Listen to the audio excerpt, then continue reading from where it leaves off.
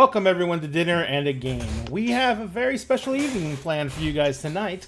Tonight we are debuting a new show. It is part of our complete relaunch, and we wanted to thank everyone for coming out and cheering us on as we launch the Lab Experiments in Gaming. Now, Marcy and her crew have been gracious enough to give us the opportunity to support them as they step into the greater world of streaming tabletop RPGs. And as part of something that we want to do for a long time but haven't been able to break into that market, they wanted to specialize and focus on indie RPGs. So, this is going to be our first night of doing this. This is their first game they're going to be running. And I'm going to let them tell you all about it because this is their program. Dinner and a Game is just here to help facilitate and get them off the ground. Eventually, Marcy and her crew or the lab attends on starting their own stream entirely. But we are giving them a chance to get started now, get the feel for it, and a chance for them to build their audience and get everything they need ready to go. So, all that being said, Dinner and a Game is launching out our new shows as well, but they're a little bit further down the road, and we'll be announcing them in the future. However, tonight is about the lab. So the lab is going to be running their game this evening, and it's going to be every other Friday evening from this point on. The game systems may change out. The who's on screen may change out depending on scheduling and everything like that. But Friday evenings, every other Friday evening from now on, from 7 p.m. Eastern Standard Time till whenever the game wraps up, this is going to be your Friday night crew. So, all that being said, I think that that is really all we need to go over with tonight. Things will be getting back to more of the normal things that we normally put out before the show, such as contests and everything like that.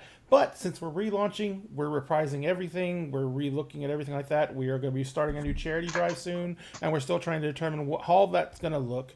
So, in the meantime, thank you very much for following us. It's so tiny I can never read it. But thank you for the follow, and we are going to go ahead and let Marcy and the crew get to it. As I said, they're going to go over what they're playing tonight and how it works. This is both a chance for indie games to get shown, and this is a chance for these guys to give some instruction on how those games are done. So they're going to go over all that with you guys. I'm going to get the heck out of there and let them get to it. Everyone, have a lovely time, and thank you everyone for showing up for Dinner and a Game. We love you all. Thank you so much for welcoming us on to Dinner and a Game and for giving us this opportunity to kind of get this chance to share with everyone all of the interesting indie games that don't get as much airtime and as much publicity as we would like to see them get. There's a lot of great different styles of games for focusing on combat or focusing on role-playing, and having an opportunity to showcase them all so that more people can know about them is so much fun. It's something that I've wanted to do for a long time. My name is Marcy, and this is the Lab Experiments in Gaming. I'd like to introduce you to Rob. Hi, I'm Rob. Not entirely sure what I should say, but just really happy to be here. I'm really looking forward to actually being a part of a podcast / stream and just enjoying some role-playing games. And mute me, Kitty. Hello. Yeah, nothing prepared for this, but hi. Excited to be here, excited to play. And thank you to Dinner and Game for hosting us. This is so exciting. And Shaz. Hi, I'm very excited to play this game with you guys, and also note that I am quite new to D&D still, so I'm still learning the ropes of everything, and I've enjoyed what's been offered so far in all the games that we've played, and I'm so glad that we can offer you guys a chance to sit with us and listen to our stories. Yay! The game that we're going to be playing tonight is an old favorite of ours. It's called Follow, and it's by Ben Robbins, and the company that produces it, I believe, is Lame Mage. Yeah, Lame Mage Productions. So if you like the game, you can get it on the website. Follow is a game that has a very simple and short rule set and comes with a bunch, I think 18 sort of prepackaged quests with challenges. And it breaks the quest down into a series of challenges, and for any game session, you are going to pick 3 of the challenges. And then it's a role-play-centered game about the relationships between people as they struggle against odds that are larger than them. Tonight we have decided to play the quest called The Siege. Oops, should have put more tabs in my book. The Siege is the goal of the quest. The Siege is to hold our city against the attackers. Our city is under siege. Hold off the attackers long enough and they'll have to quit and go home. We are soldiers, citizens, and unlucky refugees in a medieval city. Now, Follow is a game that is really well designed to be reskinned for any genre. And in each of the quests, it includes a handful of alternate settings. For example, The Siege says samurai or cowboys defending a humble town against bandits. Zombies, Dwarf Fortress, Minas Tirith, rioting prisoners, Tirith, sorry, before. Defend the embassy or be the terrorists, rebels who captured it. Protect the wilderness from development. We have decided that we are going to go with a sci-fi theme. Thank you for indulging me, my friends. No worries. Indulging. I'm excited. And I guess we are going to just jump into skinning out this world together. So the first question for The Siege is, what is our city called? Is it larger, small, prosperous, or humble? I'm kind of thinking that I really, really want to do like space. So I was wondering how you guys would feel about if the city that we're protecting is either a moon, or if it's even a space station kind of thing. If something like that was. I was thinking space station would be really cool, Yeah. like Definitely like the space like a DS9 kind of thing. Uh-huh. I'm definitely thinking we could defend a smaller kind of colony because perhaps some kind of larger complex is trying to overtake ours, and we want to keep our small colony, I guess. Yeah. Okay. I'm already getting some ideas here to work with. All right. Smaller space station. I think we will name it after we answer the other question, which is, why are they attacking us? Are they religious crusaders, conquerors seeking loot and glory, or are we caught in the middle of a larger war? I saw Rob's face there. Yeah, it's like, but I have to not like them. That's true. Based on the idea that Shaz put forward, I'm kind of wondering if it's maybe a corporate thing. Yeah. Like this is a space station that has corporate strategic value. It either grows food or does tech development or something like that. But it's like the wild west of space, So are we interested in having them doing something where it's like another corporation is trying to lower the value through a strategic kind of siege and assault to make a buyout of the company easier? Or do you want to go with something a little more military or even like alien attack, something like that? What are we thinking? I like the corporate idea. Maybe we're in a position that they want, and since our space station has said no, it's more of a, okay, we're going to attack you until you give in kind of deal, or we blow you up and we put our own in. Yeah. Maybe we have something held. Like, I'm almost thinking, what if we created some kind of animal or some kind of beast that we're protecting, and then they want that, but we're protecting it and we're defending off that. That's kind of where my mind's going at the moment. Interesting. Okay. What if we are like the space equivalent of a mom and pop shop? Oh my god, yes. But instead of a mom, it's like the space equivalent of a mom and pop seed bank. Oh, yeah.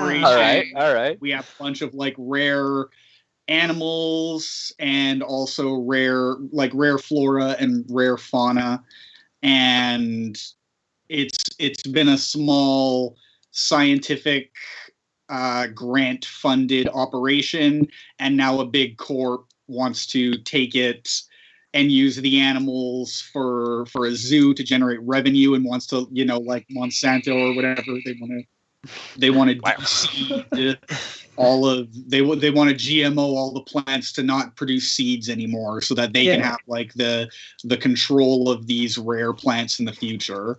Oh, this is too on the nose, and but yeah, I love it. Are they funding like a side military, like a mercenary group to attack us so that they're not outright attacking us, or is it just they have troops that they're sending into us? I definitely personally like the idea of them hiring a paramilitary. Yeah. Right. Yeah. Okay. Not our mom and pop shop.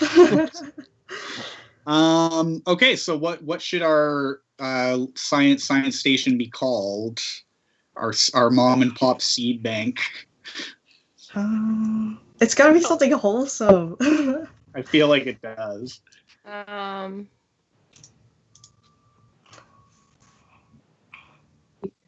Like the Galactic Historic Reserve or something. See, that sounds too formal. Yeah. I'm thinking like Seedlings Incorporated. It shouldn't be incorporated because then we sound like a corp. Okay, fair. Seedlings. But yeah, the little like seedlings. Yeah, just seedlings. Why aren't we just seedlings? Yeah, seedlings. Seedlings. I love it. Seedlings. Fantastic. All right. The next question is, what makes our quest difficult? Pick 2. So for the viewers, each one of these quests has a list of 5 to 7 things, or it might just all be 6 things. I'm saying 5 to 7 to be safe. That make our quest particularly difficult.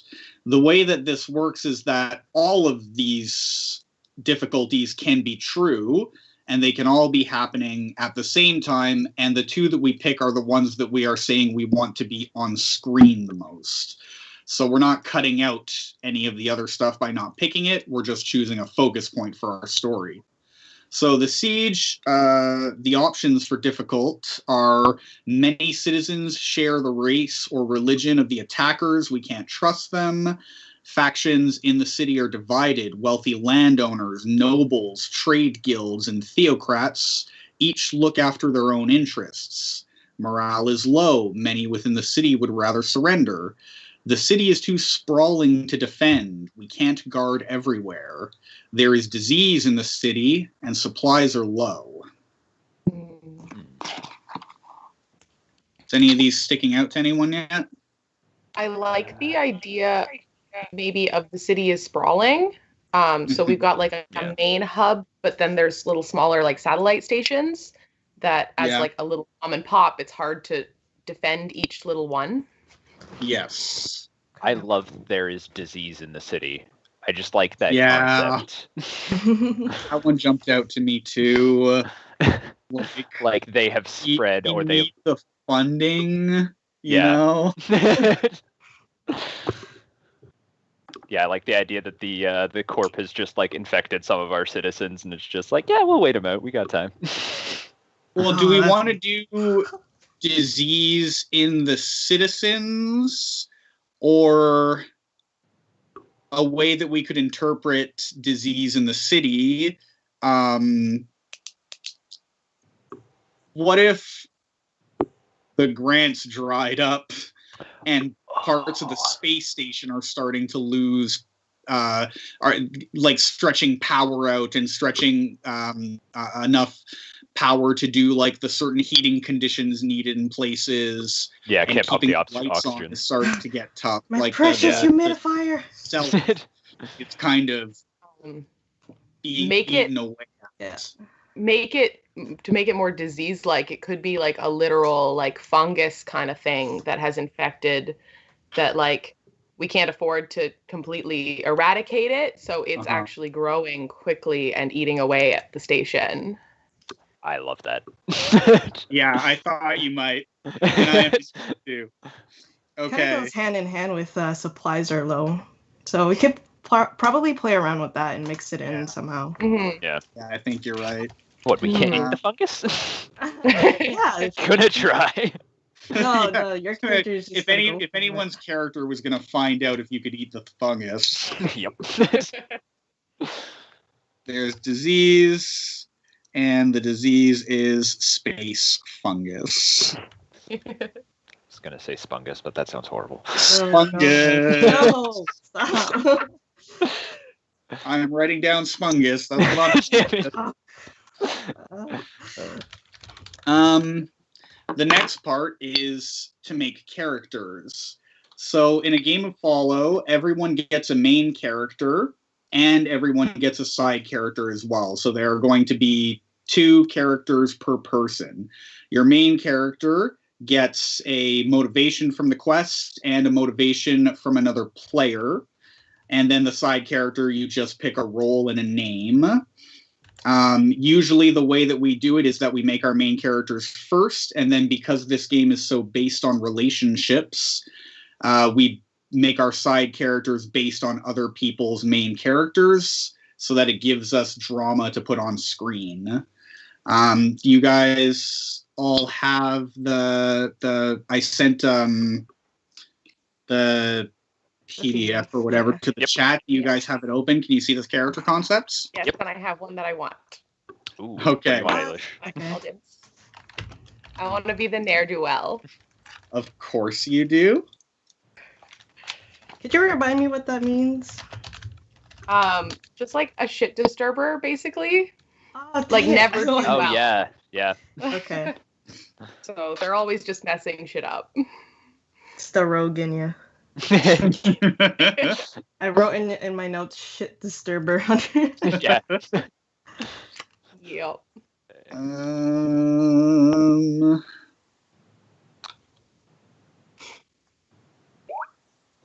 I'm actually thinking I might go soldier as my main character unless anybody else is feeling it. I think that's great.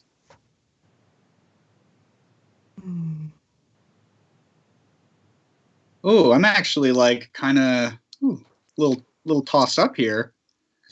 Yeah, I'm not sure if I want to go with the deserter or even there's a lot of options, craftsman or merchant. I have that archetype that I always play, and you folks know, but not the audience yet. To try to Like, fit how it are we in. gonna get horny grandma in here? Yeah, it's how do we get grandma? Oh, she could be the farmer from outside. Oh, okay, yes. Wow, yes. you slipped into it so quick. I just saw that Noble is on this list, so as usual, I'm going to challenge myself with a character that I would hate. Absolutely. A bunch of just mean words being said about my character already going up. They're a useless idle person. I don't think that fits. So your main character is going to be farmer from outside, Chaz? Yep. Okay, I'll assume that from outside could mean anything, so literally outside the little space station. Space.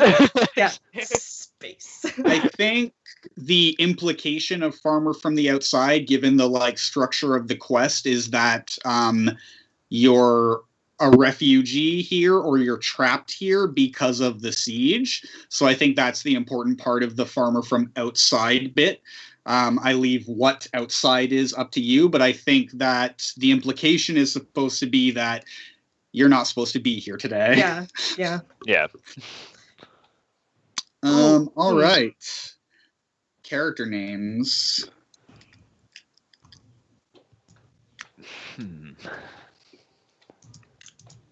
I'm going with Brenda.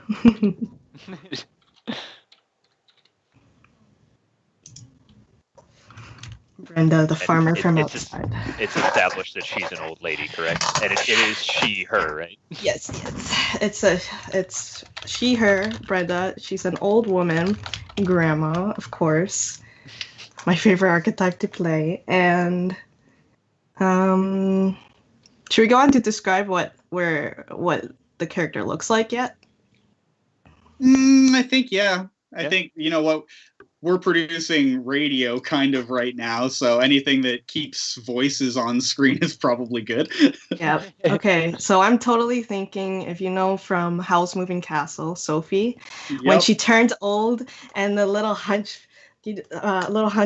and she's got a really nice, large, one of those like flower hats that she probably made herself with her own plants that she put together or cultivated. She's got a little shawl and wears a dress. Let's say that. Okay, I love her. Mm-hmm.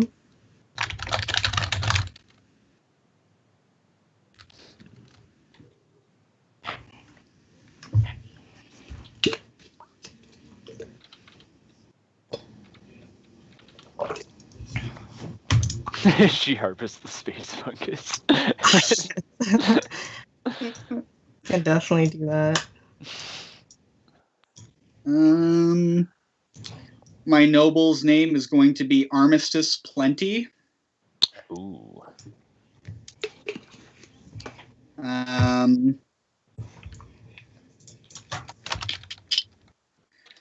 I think that I'm going to play around with something that I didn't get to enjoy properly last time because he was a jerk and he got the end that he deserved. Armistice Plenty is a like a military, like third son of a wealthy family, whose like parent pulled strings for them to be here on this like it's like a high exposure, but it was supposed to be a high exposure but low danger job. Like, look at how our family preserves the history of the galaxy, but they are not a high enough up family to be in the backroom dealings to know that this was going to happen to this little mom and pop station. Oh no. Oh. So military dress. Buy me the character concept again. Which was it? Marcy was noble. Noble. Okay, and then the name. Armistice Plenty. EM. All right, and Mutiny, do you have any ideas yet, or can I go? I do. Okay. So for my ne'er-do-well, his name is Maroon Zarina. He goes by Mar. And he kind of woke up on the space station by accident after a long bender, and didn't have any way of leaving. So now he just works here, sort of. Working Awesome. here. Large quotation. All right. My character's name, singular name, is Cold. He, him. And they are, let's go with a kind of like soldier of fortune. They were hired outside, so they kind of are solely here for the money. But they also love a good fight. Okay, all right.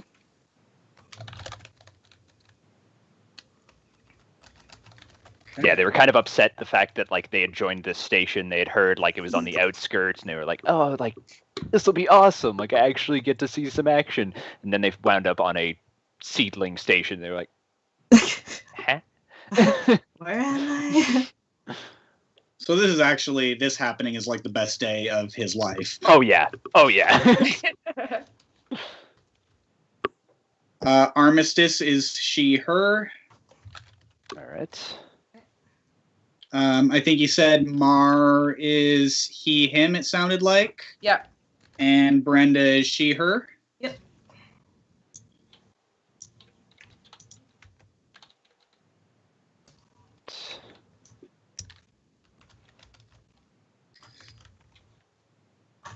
I'm so excited. So, what do our characters want from the quest? I'm going to read them out. This is a motivation point for your character to help you figure out how to role play them in complicated situations, and also to know how to move the story in a direction that either denies or fulfills characters, depending on how much we like them. Unfortunately, even we all like each other a lot, so even when we don't like each other's characters, we tend to aim for fulfillment. But the good news is that this game will kill us all if it gets the chance, so we can only be so wholesome. Yeah. The things Just that watch a me. character... Pardon me? Just watch me. I'll be wholesome as hell.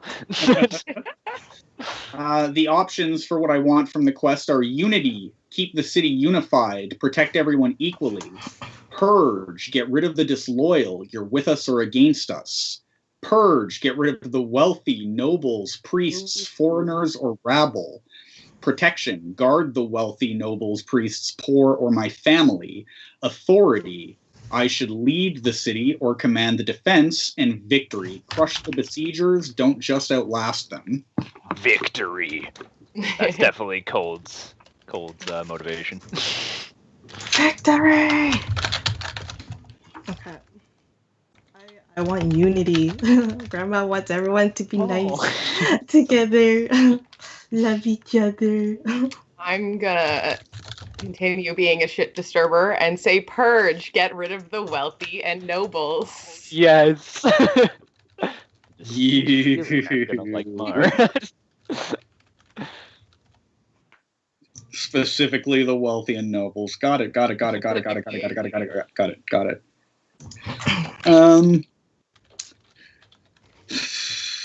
Well, I guess authority. I should lead the city or command the defense. Yes, the third son, known for his combat experience. You know what? Save it for the game, okay? Thought I was. Nah, we're not beefing now. Oh no, my character's beefing. My character's beefing everyone, except for maybe the granny. Oh. Beefing with the granny is a good way to make sure that whoever the first person who dies is you. Yeah. What? Maybe I really like my side character.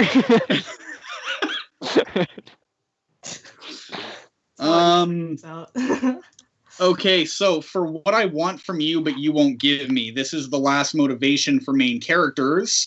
Normally, if you're playing in person, you choose one, what I want from you, but you won't give me, to the player's main character to your left.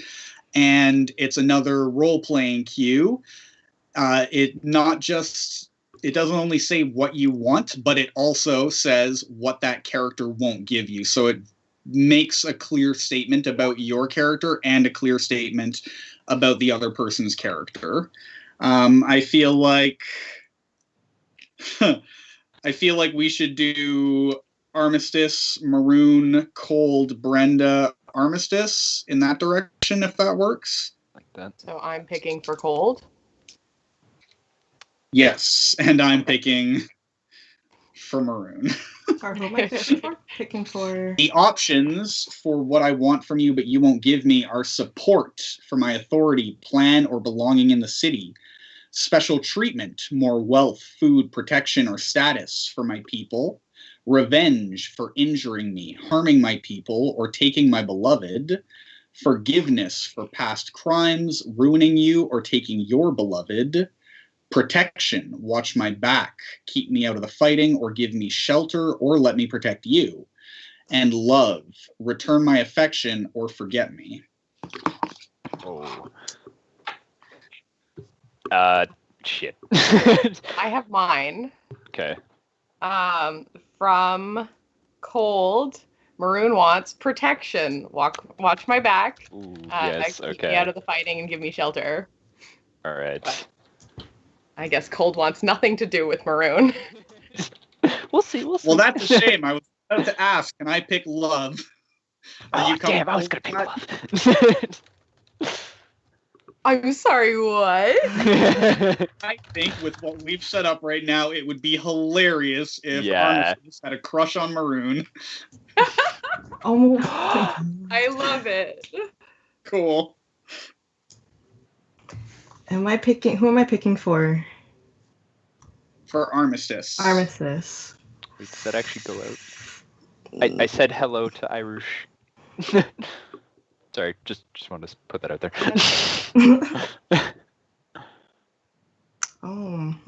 This is interesting. Oh, I want love from the granny. as Oh, well. Just return my Granny affection or always forget gets me. maybe not to Cold though. Cold It's has ki- done something. Then The- accept the fungus cookies. The weird thing is I want like it's more like protection. Like I want you to stop me from fighting. Or I don't necessarily know that I want that, but that's like the underlying thought. Okay. Okay. You want out of this dark and dirty misery business. Yeah. But he doesn't know it. Not deep down it's there, but he doesn't know it. All right. Let's see. What do Right. I want from Start Armistice? Well, you're the noble, so I could ask for support.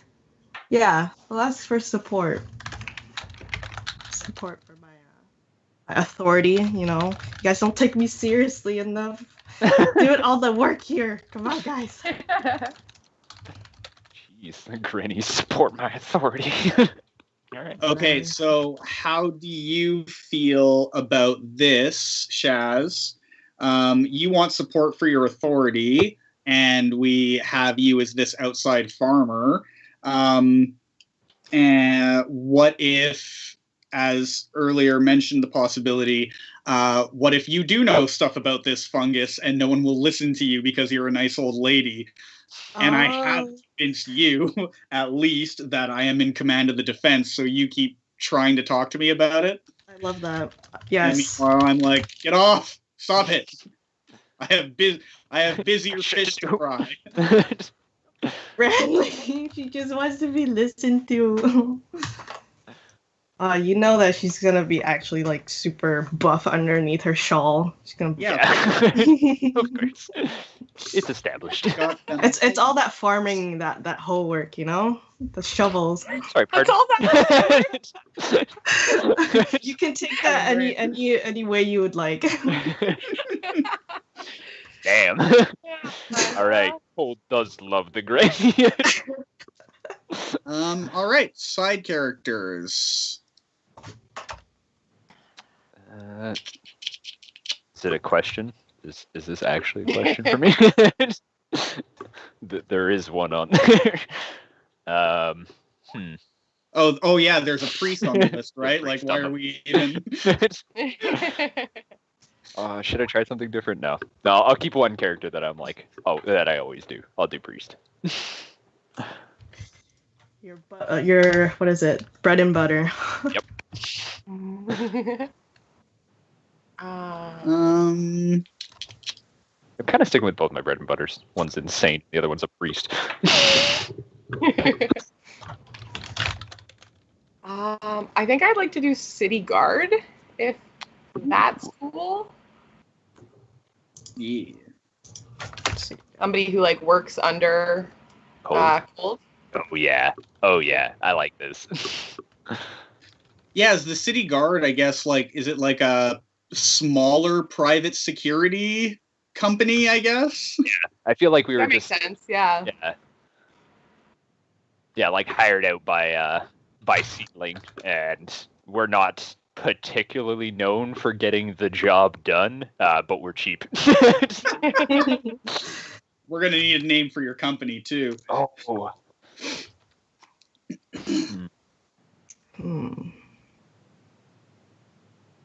Cold as ice, no. What did you say? Cold as ice. It has to be dumb. It has to be something Cold would make. We just got Knight errant. knight errant security. Ooh. That's cool. You know what? Pretty cool. You know what? Can I slightly modify that? It's errant security, as in like either way you can take the word errant, so we're not always paying attention, or or we are like we are knights errant. I love it. I feel like we'll also need a name for the paramilitary and for the big company. I am already, because we're seedlings, I want the big company to be Big Seed Co. Oh yes. Yes. We Tried our best. Damn, that does win. Oh, that's good. No, it has to be Let's do on the acronymed. notes. We tried our best. WT. WTOB. WTOB. Watabi. Watabi. Yes. I think I would like my side character to be a laborer. I think they're like refrigerations or mechanic or something. Oh yes. Oh, I know one. So Wow. Let's do. I really wanted to do the near do well because that is also one that I usually do, but Have two of them. I feel like the deserter is the next thing. Yeah, from the deserter. I think I'll go with the deserter. Okay. What does HVAC stand for, though? Heating, ventilation, and air conditioning. Yeah. That. I should hope I know. I'm a journeyman in it. Nah, those 5+ years. Nah. I don't know what I was doing. That was just People a that when glitch. they call facilities, they have their own line that's separate from the regular people. That's the HVAC people. Yeah. Okay, so sorry, wait, Shaz, you were what was your side character? Deserter? Okay. No, it's funny though. It's kind of like a play on words. What if I just? Oh my god, yes! She's the sous chef. Oh, man. I mean, I love it. my extra. You would. I created someone that makes the cookies and the food. I mean, I need someone to actually enjoy it.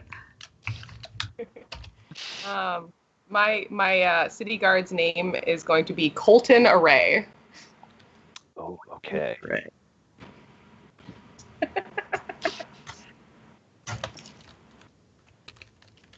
God damn, we're gonna have to find a way to cook this fungus by the end of this game. Yes.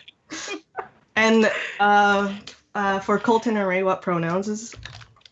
He, him. Okay. Going with all dudes today. All right. And Shaz, I did slightly just interpret what the deserter was. What is the deserter? The deserter is someone that landed on the spaceship. Pronouns. Yeah. He, him, and their name is Axel. Space and ship. All right. But to continue with what they are, I guess the backstory briefly is that they hopped on the spaceship just as who is it that had a bender and landed there somehow? Maroon. That's Maroon. Maroon. Okay. Could be someone from that same group, and not particularly fond of Maroon, perhaps. Maybe a little beef They going get on them there. here? Did they they didn't want to end up on this station, but What if because they? of Maroon? Yeah, they were both fighting and then somehow just ended up on the same ship and having to work together. I think that would be. Like that's strife. Maroon doesn't remember that happening, but Axel sure says it does, or it did. All right.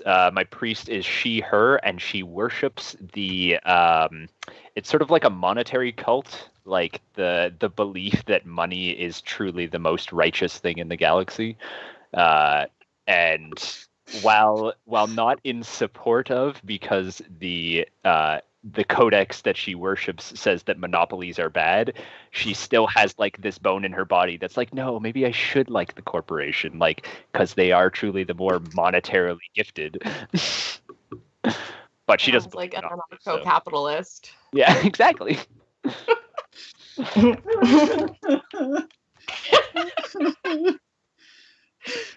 I just want to say I really love how no matter what Rob is doing, you can't stop yourself from setting up for those 2 red stones just in case.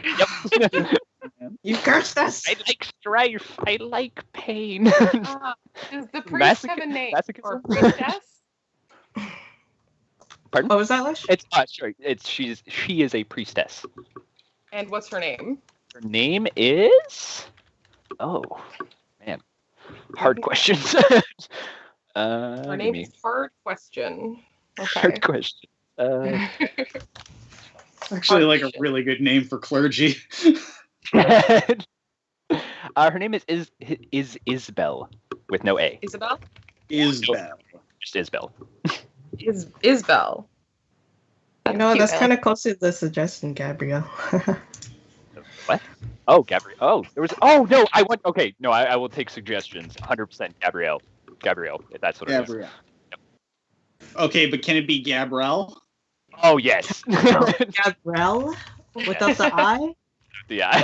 Gabrielle. All right. She, her? She, her. Okay. And my laborer is they, them. And their name is Methuselah Salder, but everyone calls them Messy. I love the name Methuselah. Sorry, what are they? Pardon me? Sorry, what's their class, their profession? They're the HVAC. Right? They're the HVAC. HVAC tech. Okay. How the heck? Okay, you know what, I'll sound it out. Yeah, that's what I did. Meh. There we go. Okay. You can just put Messy down. Messy Elliot. Yes. This is good. That's going to be a dated reference in the time frame we're doing. Hear them bump into some clacking of the tools. See, Alright. Gabrielle Athena in chat, so it is Gabrielle Athena. This is the full name, but she just prefers Gabrielle.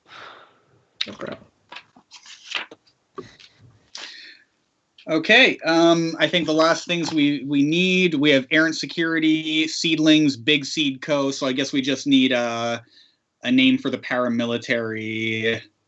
Something spacey and like annoyingly foreboding, like Dark Star or something.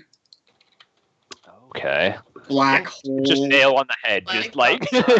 I like Dark Star. All right, Dark Star. No, Dark Seed. Seed. But they're not Yeah. specifically about the seeds, True. though. Yeah, that's true. Yeah. No. That's hilarious. They're All Dark Star, and this mission for them, this hiring opportunity, is called Dark Seed. Dark Seed. Dark Seed. Perfect. Project Darkseid.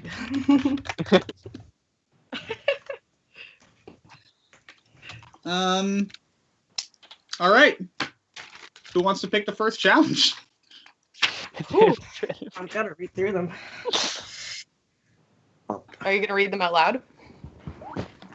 So the way that Follow is structured is that every quest comes with a bunch of challenges. There's usually between 8 and 12 challenges, and you are only going to pick 3 of them for one session. You pick them one at a time as you go through the session. So we are going to pick our first challenge, and then every player is going to sort of direct a scene of our characters preparing, planning, collaborating, fighting, connecting as we move towards that challenge. We don't actually resolve it until everyone's done a scene. Once everyone's had a turn to do a scene, then we are going to do some leading questions. There's going to be a whole stone draw from a bag thing that we'll do at that time. But in the meantime, these are the challenge options for the siege. Feed the starving populace. Deal with spreading disease. Deal with looting. Deal with low morale. Deal with witch hunts for traitors, foreigners, or actual witches.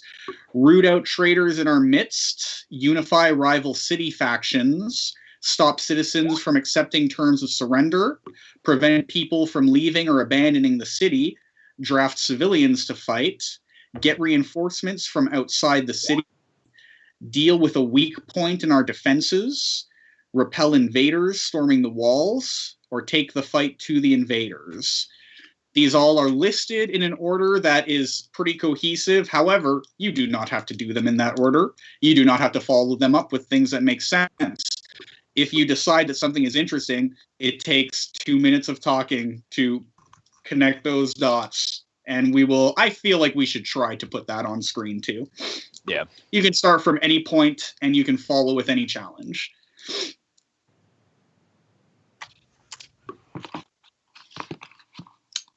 I am not going to pick the first challenge because I assume you guys are going to want me to do the first scene. I do like the deal with spreading scene. disease. Which Yeah, one? I like that idea. Yeah. It's deal with spreading disease. Sorry, I laughed at Steal What was everything it? edible and Steal delicious. everything Yeah. There's a but lot yeah, of deal with spreading acronyms in disease sounds this. like a good one. That's what space is all about. Yep. All right, The so first acronyms. challenge. Deal with spreading disease. Okay, so that's going to be your call, Eel. Okay, so well, you've already called it, so yep, it's gonna be you. We're gonna- What is your thing that makes the challenge difficult? Okay. And What just makes the for challenge viewers, difficult? there is no list for this part. This you kind of pull out of a hat. When it's your turn to choose the challenge, you just get to say what's going to make it particularly hard. I think what makes it difficult. Obviously we don't have like the means, the monetary. Gotta stop reading chat. It's dangerous. We don't have the money to deal with it right now. Mhm. So that's a problem. We kind of have to like jerry rig our way. And I think maybe it's also growing in like the ventilation. So kind of getting everywhere and it's hard to pin down the source of it. Not gonna lie, that sounds like an HVAC thing. Okay, so I'm going to put. And we've already established, right? Like it's not toxic to humans; it's toxic to our ship. Sparse tools. And invasive growth.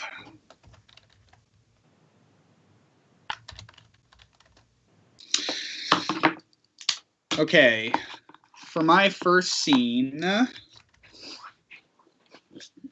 I think I will be playing Armistice Plenty, and it's going to be a scene with cold, definitely. All right.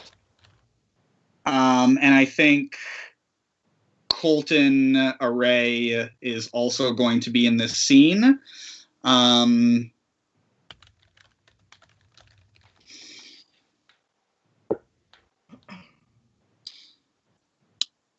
I think that Armistice has come looking for Cold and found Colton with him. There are. And I think this scene is in whatever place errant security has taken took as a barracks for this. And I think that it's one of those, like a bunch of members of errant security are gathered around a poker table, and at this point, everyone else has, folded out or cashed out or whatever, and it's just It's just Colton and Cold playing at this point, but all the other security people are like sitting around and watching and like placing bets on you guys. And Armistice has just kind of stormed in like she owns the place, and is going to say, "This is an absolutely inappropriate time to be playing games like this." This is the best time. I mean, like, what else do you want me to do? The fungus is in the vents. I understand that some games are good for morale, but you have the entire force here. We are under siege right now. I came here from another one of the stations. There was no security in the shuttle, no security on the other station, and no security here. If Darkstar struck right now, all they would have to do is blow up this one room. I mean, to be fair, how exactly do you want me to kill the fungus? It's in the vents. Get the HVAC tech, not me. I slammed down my cards, and it is just like the worst set of cards you could ever have. And it was just like, ha! I think. Sir, I think she means, just about the security detail in general. So, sorry, sir. Am I supposed to keep the weird animals in their pens? I don't remember being hired for that. We are under siege right now, Cold. Is there like a type, do I say Captain Cold or something like that? Or No, he just responds to Cold. Anyway, I came here looking for you and just surprised by the lack of people who I could ask about your whereabouts. But you do have a good many small fighters, and the HVAC people have not been able to clean out the vents because they lack the tools to do so. And part of that is lacking fuel for their small burners. Wait, did you just say I could go fight somebody in space? With small fighters. I mean, you would, if you're looking for a Colton. Death, I suppose you could. Yes, sir. Did they said that? They said I could go into space and kill people. I did hear that you have. I did hear her say that we have small fighters to kill people. I did not hear her say that they were needed immediately, sir. There's only one part of the small fighters that are needed immediately, and that is their fuel cells for the small burners. Yes. We need to be able to start. That's what I meant. Without the fighting part. You want me to take out our only means of defending this station, or a small amount of them at least? And it seems clear to me that us. Defending the station is not high on your list of priorities, so I'm not sure how that is a part of this discussion. Sir, we do have enough. It is kind of low on my priority list. And I'll call that. All right. Whoever's the person who's seen it is, they're the one who get to say and that's where we're gonna close it.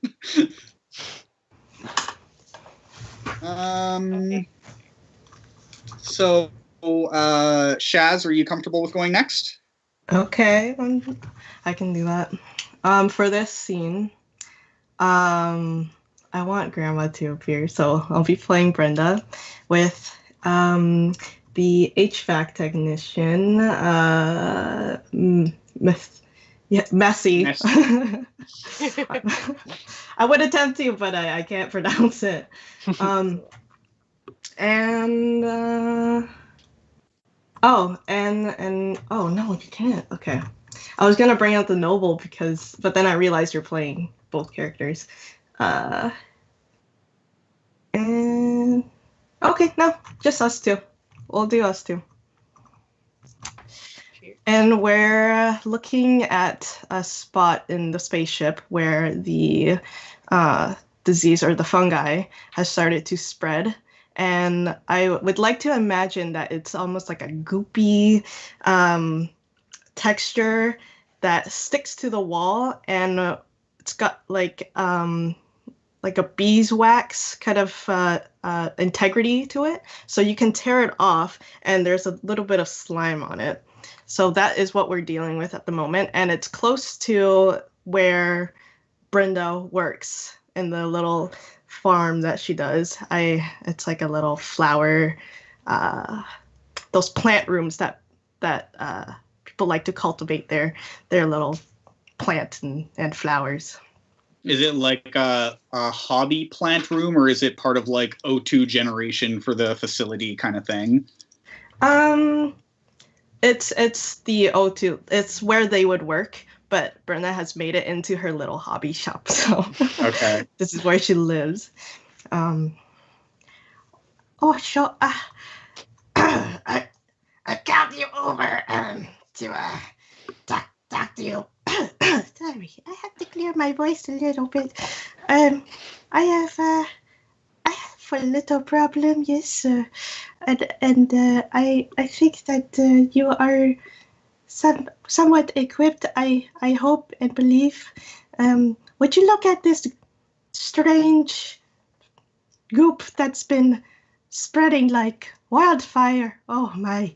Oh, it's not good for my plants right now. I cannot deal with this kind of mess. Messy. Oh, your name is so fitting. Messy would not normally find that kind of joke funny, but coming from Brenda, it's a little more charming than usual. And Messy has on like work gloves. I'm kind of imagining Brenda is like holding this piece that she peeled off like barehanded. Is Just that straight okay? up, like, I've got it in my hand. It's like, would you look at this real quick? Messy has like leather work gloves and is going to like tighten them and like pull them on a little more before taking it and saying, She sniffs it. This is consistent with what we've been seeing growing on the rest of the station. I didn't think that it had gotten here. Is all of the O2 generated for the facility here on this adjuntment? Oh, it's everywhere. I look behind my pots and plants and look, surprise! Oh, all day, every day, I look and I see this goop and it's ruining my whole facility. If you look in here, I look behind my most favorite cactus. Oh, my precious Gloria. Oh, you must protect my Gloria. Messy like reaches out a gloved hand to do a finger handshake with a spine of the cactus and be like, "It's a pleasure to meet you, Gloria." Oh. How bad are you imagining the spread of the fungus on the O2 station is? Like when you pull it back, is it like, oh my God, there's so much here? Or is this more like this grandma is being hyper fixated about her plants and it's actually not bad?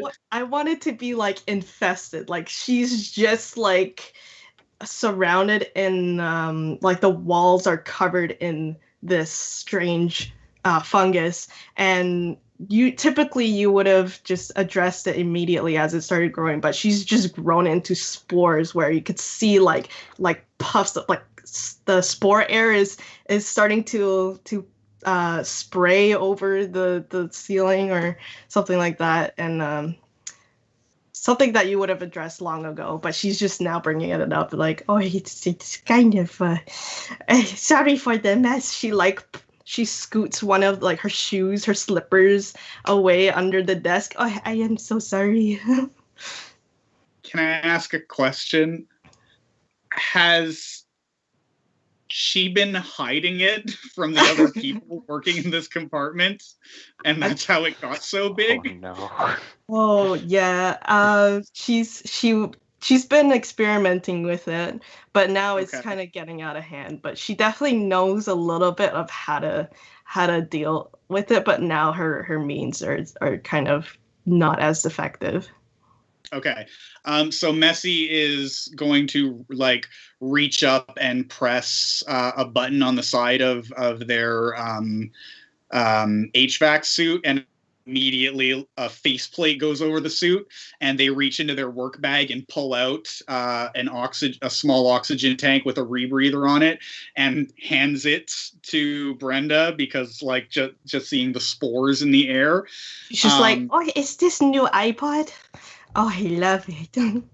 Yes, it's an iPod for the inside of your mouth, please, and is not going to wait for you to take it and just like hopes that you're okay as Messy like pulls the rubber back to put the band over your head, and says, "This is quite a bit of the material. It must have been growing here for quite some time. This is a dangerous amount. How long have you been breathing this in?" Time does not exist anymore.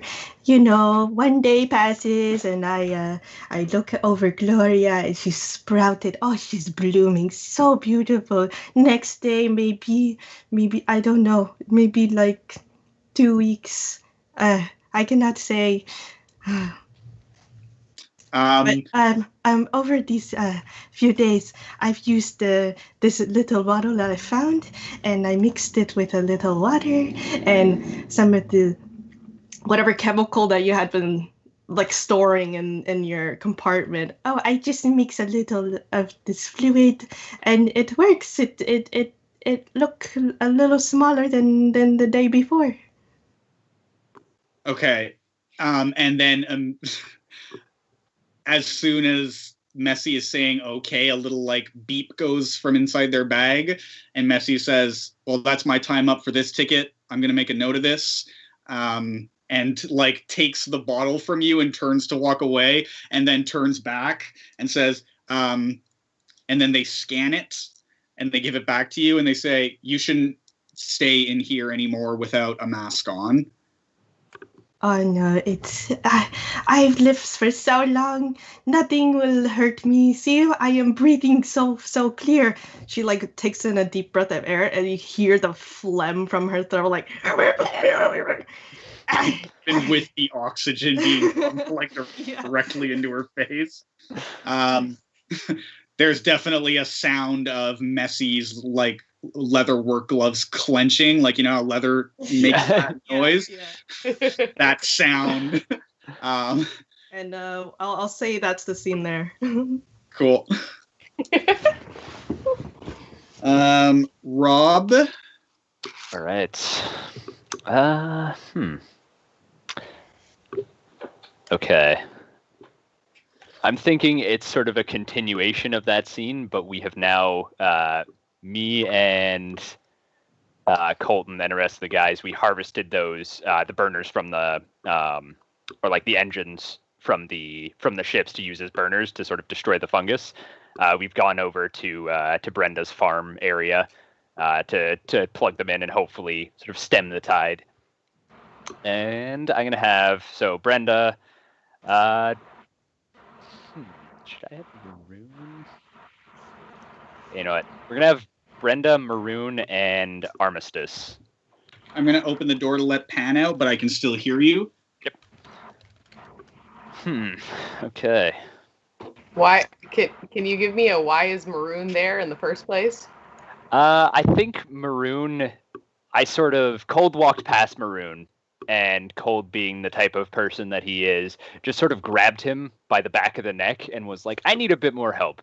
I need a bit more assistance with this, and you're in my way." So. Okay. Yeah, you were like walking past me in the hall, and I just sort of like grabbed you by the shirt and just started dragging you. Maroon wants Cold to like him, so he's like, "Yeah, okay, sure." Perfect. Yes. Okay.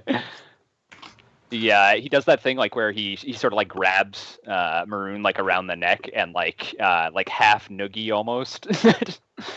How cute. So Cold knows and is fully taking advantage. Oh yeah. It's like, "Hey, buddy. All right. So yeah, I got these really heavy and highly flammable burners from the ships. We need to go help the old lady, Brenda." I like smack you. Don't call me old. I am fashioned. You are well aged, Yeah, man, don't beautiful call flower. her old. Yes. That's Just like rude. beautiful bottle of wine. Ah, yes. Brenda, you are the picture perfect of innocence and youth. Oh, you are so amazing. She like squeezes your cheeks with her two hands and kisses you like the European kiss. Whoa, Did you say whoa, whoa! Armistice Hey, in the scene? yes, Armistice is in this scene. Whoa, hey, Yeah, I hey. just want to say Armistice has like huge googly eyes right now at Maroon and is just like, wow, so daring, but still knows how to be a gentleman. Yeah. So I started. Those cookies. Oh, cookies. Ah, of course. And she brings out her little like purse that's the size of maybe what can I compare it to? It's not large, but something that's definitely got heft to it. She opens it up and takes out a little Tupperware and out opens a steaming box of cookies. Although the smell of them, aren't what you expect. It's got a little special something in there.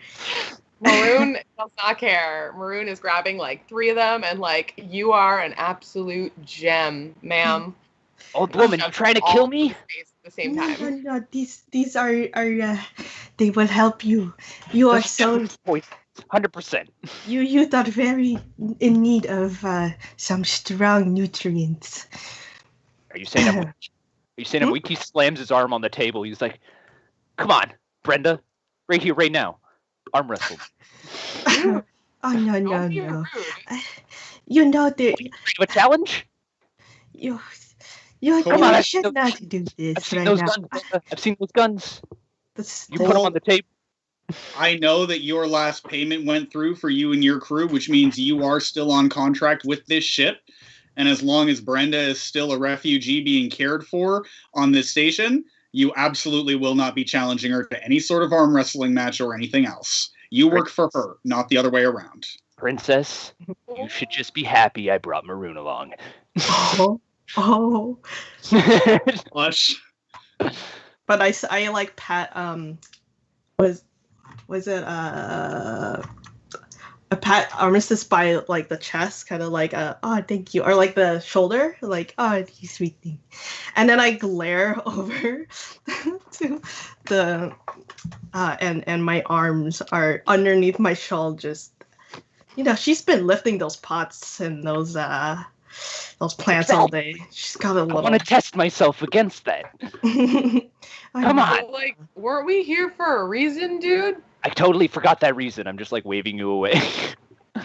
I start Okay. making my way. Something about setting things on fire. Come on, Brenda. I'm ready.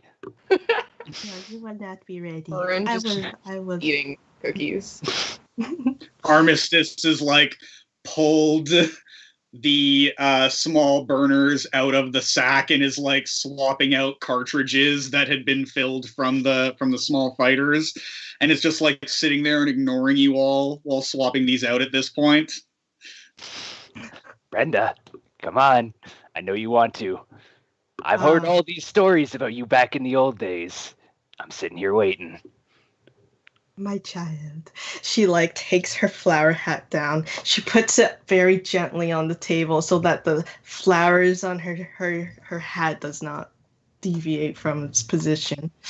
And she rolls up her sleeves of her dress, and it's like, is there a table around? It's time. Oh, he's already leaning on a table. Oh. Right now, Brenda.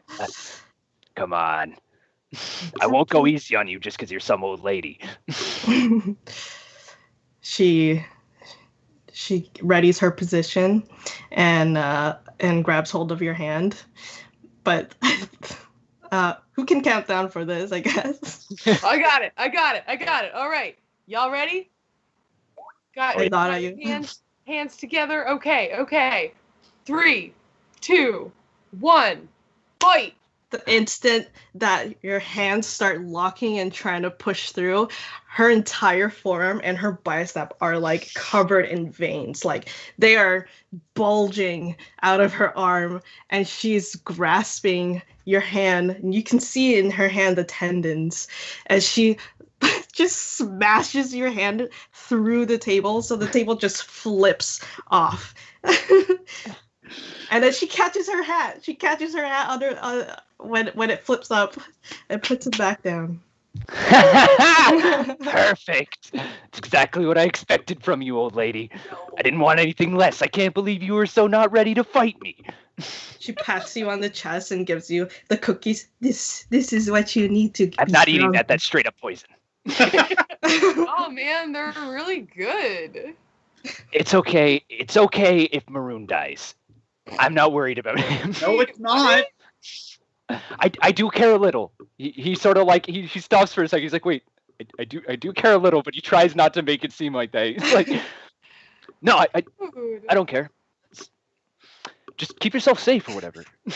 Yeah, but Armistice has 2 small burners, which I'm imagining are kind of like torches, like work torches, Okay. except instead of a finger flame, they have a pad, and it's like a pad of flame, but it only goes out like, an inch and a half, 2 inches, and just like, are we gonna burn off this fungus or what? whoa. All right, Okay, I'm down for setting shit on fire. Oh, please be careful with these plants. She moves it this side, and as she's doing it, she's kind of chipping away a little bit at the fungus into a Tupperware into her purse. Oh, Whoa, once whoa. the fungus Brenda. and cookies wasn't enough. Hoping that no one saw, though. Hoping that no one saw. Brenda, I'm it's gonna best say 2 out of Armistice 3. did not see it. Brenda, it's best 2 out of 3. Maroon and Princess over there can help deal with the fungus. We're not done yet. And I'm gonna call that scene.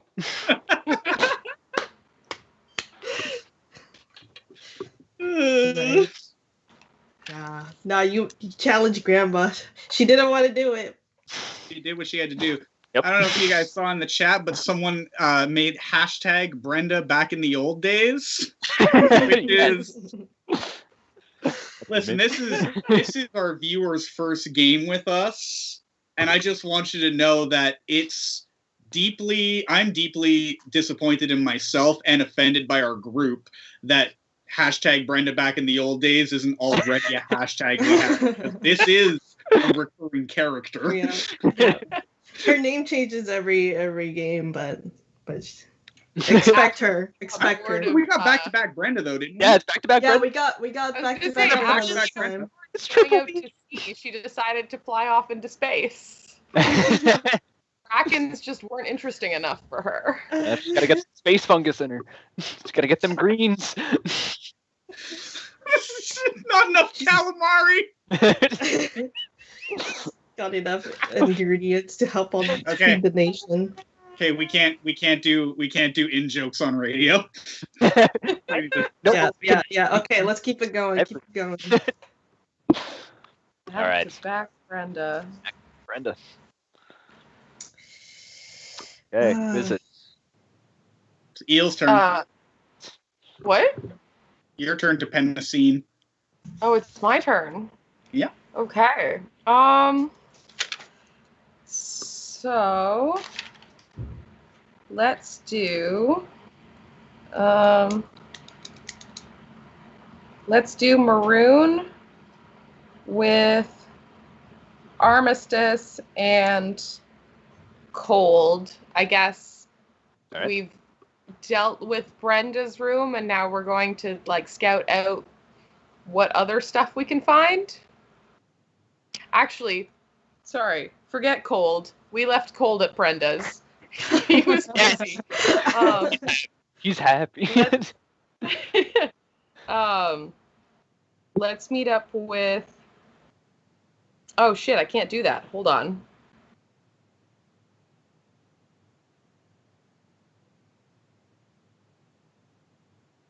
I was gonna say Methuselah, but that is also Marcy. Yeah, you chosen the great characters, eh? Yeah, what are we gonna do? Methuselah and Yes, Armistice now. in a scene together. Could just be their scene. Just all Marcy. It's the Marcy show. Oh, Marcy and Maroon. Left side of the screen is. It takes me a really Armistice. long time to write those TikToks. I cannot do it here. Okay, so I guess yeah, we'll do Methuselah, Cold, and Maroon. All right. So Methuselah is kind of showing us around, Mhm. like where they think that the spores might be. Mhm. And we've got, I guess Armistice has gone off and done her own thing, and now you're left with Cold and Maroon with the fire canisters. Mhm. So we've just entered like another room in the ship, maybe like a holding cell where there's also like a big deposit of spores. And Maroon just kind of goes up with like two like basically like little fireballs ready. Like, okay, I'm just gonna spray up here. Like, this is where we're going. Just. And All right, nerd, where you need me? Maroon's already spraying fire, just haphazardly into the air. I think Messi is like at another wall spraying fire and says, honestly, I don't know if there's any hope right now. We had fungus in the O2. That's gotten onto all the plants. Not all of the parts of this station are connected, but that the oxygen produced is bottled and sent to other parts of the station. That's a main distribution point. If depending on how long the fungus has been there, it's got spores all over the station by now through the ventilation and through the oxygen tanks. I don't know. Well, like, it doesn't hurt us, right, dude? Like, No, it does hurt us, right? No, wait, I want as it. far as we know, it doesn't No hurt hope us, but it is situation. eating away at the system. I don't think I've ever been so happy. You just said this is a no hope situation. I get to die breathing spores and fighting corpos. I don't think I've ever been so happy. I don't want to die, wait, man. Maroon, stop spraying it. Let it happen. Maroon just turns around, not even stopping spraying, to face you. Would you take my glory? Maroon, would you take my glory? Maroon is facing you with a fireball, like, still going. I'm just standing there. I'm actually hurt. I'm hurt, Maroon. That feels bad. Methuselah. That you take this from me. No. Yeah, you take this from me. You take away my glory. You take away my glorious death, dying fighting those No, man, damn I wouldn't corpos. do that. I Doesn't wouldn't seem do like that to me. But the fire is so fun. Oh, don't worry. There'll be lots of fire. I can guarantee you fire at the end of our beautiful, glorious lives. We're like candles. We burn really bright at the very end. Do candles burn really bright at the very end? I don't know. You're the beautiful nerd.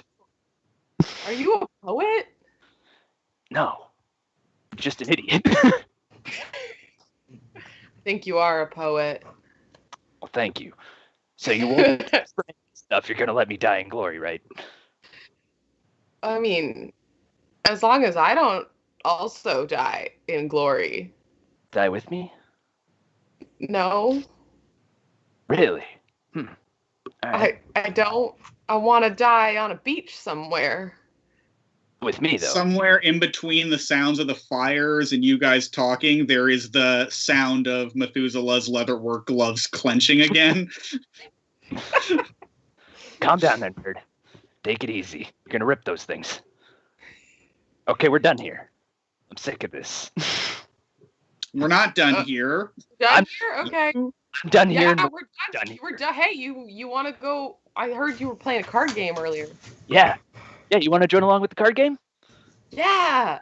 Come on, spot you. You know, But if the system, if the wires get eaten by this fungus, which we know this fungus is doing, it is consuming the metal at a slow rate and it is consuming the wires at a much faster rate, we will freeze to death before you get your glory. What this fungus is doing to the ship will kill us before a shot is fired. Do you get that? Has anyone made that clear to you? Give me that fucking can. Wait, we're I ain't talking gonna like die real? until I get fucking combat. Are we talking like real death here? Like We're not in Like, VR. This dead? is real. Yes. okay, well It'll be glorious though. I mean, as long as we're not spaced before that. Messi finally like undepresses the nozzle. What do you mean real death? What do you mean not real? What is And we're gonna call that scene. all right, let me get some stuff. I I've don't know ever how actually hard we actually tried to solve that problem. Existential crisis. So for our viewers, Act 1 is, because we build these stories from scratch, Act 1 is very often about like the characters getting to know each other and putting the world that we're in on screen. So there's a lot of fun and joy in Act 1 before any consequences have happened. Well, there's gonna be consequences. Okay. Where did I put? There it is. So, this is how conflict resolution or challenge resolution in Follow works. Everyone gets a scene, and then once everyone has had their scene, we ask everyone some questions, and depending on the answers to the questions, we put stones in a bag, different colored tokens in a bag, and at the end of all the questions, we're going to draw 2 of them, and the colors that come out in the order they come out will decide some things, which I'll go over right before we do the draw. But for now, 1 red stone and 1 white stone go into the bag. There is always a chance to win and always a chance to lose. If your main character is unhappy about the path the Fellowship has taken, hold up 1 finger. If your main character actually wants the quest to fail, hold up 2 fingers. Otherwise, hold up a fist. Is everyone ready? Not quite. No, not yet. You're spending way too long thinking about this. Okay. This is just okay. about the challenge. I thought we dealt with the disease. I'm ready. But do I want it to fail? Does Cold want it to fail is the question. All right, I'm ready. Oh God, does Cole want it to fail? Yeah. All right, you ready? Wait, missed that? Go. Yep, I'm ready. Playing it in real time. Interesting. 1 red stone goes into the bag. So normally the way that would work if you were playing in person is that everyone would hold 2 red stones, and then we all reveal how many stones we're holding at the same time. But this is the, online version, which is extremely necessary right now. The next question, as a player, do you think the Fellowship did what was necessary to succeed at the challenge? Do a thumbs up if yes, do a thumbs down if no. So as a player, do you think the Fellowship did what was necessary? We ready? Yep. Yeah. Let's go. Oh, interesting. 2 more white stones go into the bag for the 2 thumbs up. And 2 more red stones go into the bag for the 2 thumbs down.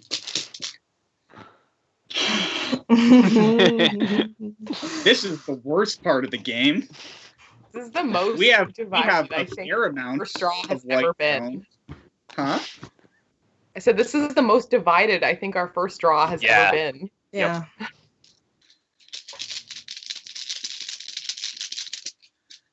If a white stone and then a white stone is drawn, you win the challenge.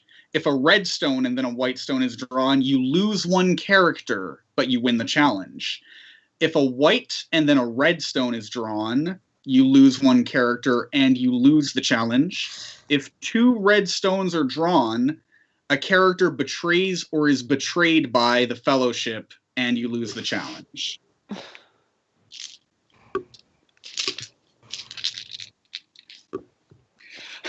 Okay. Okay. One white good. stone? This could still go so terribly wrong. Oh, yeah. It's not over. Oh my god, wow. I don't think Okay. we've ever gotten that. I Have we think ever done white? Guys, we did it. We won a challenge with no casualties. Wow. I think Amazing. this is. I didn't think it was possible.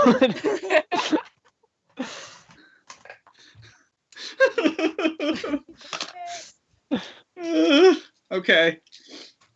Okay. White is win the challenge, no conditions. What do we think that looks like? That we definitely got the fungus under control. It doesn't need to be completely gone, but it is no longer a threat Yay. to this operation.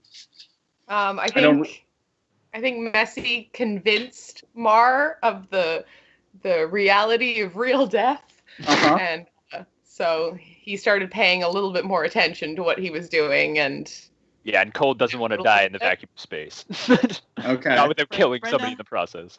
Brenda has secretly collected a large amount of fungus somewhere.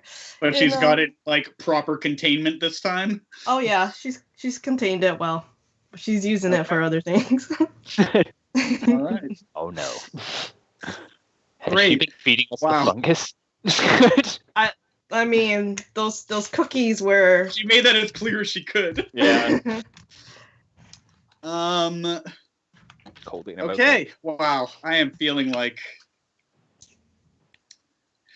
obviously,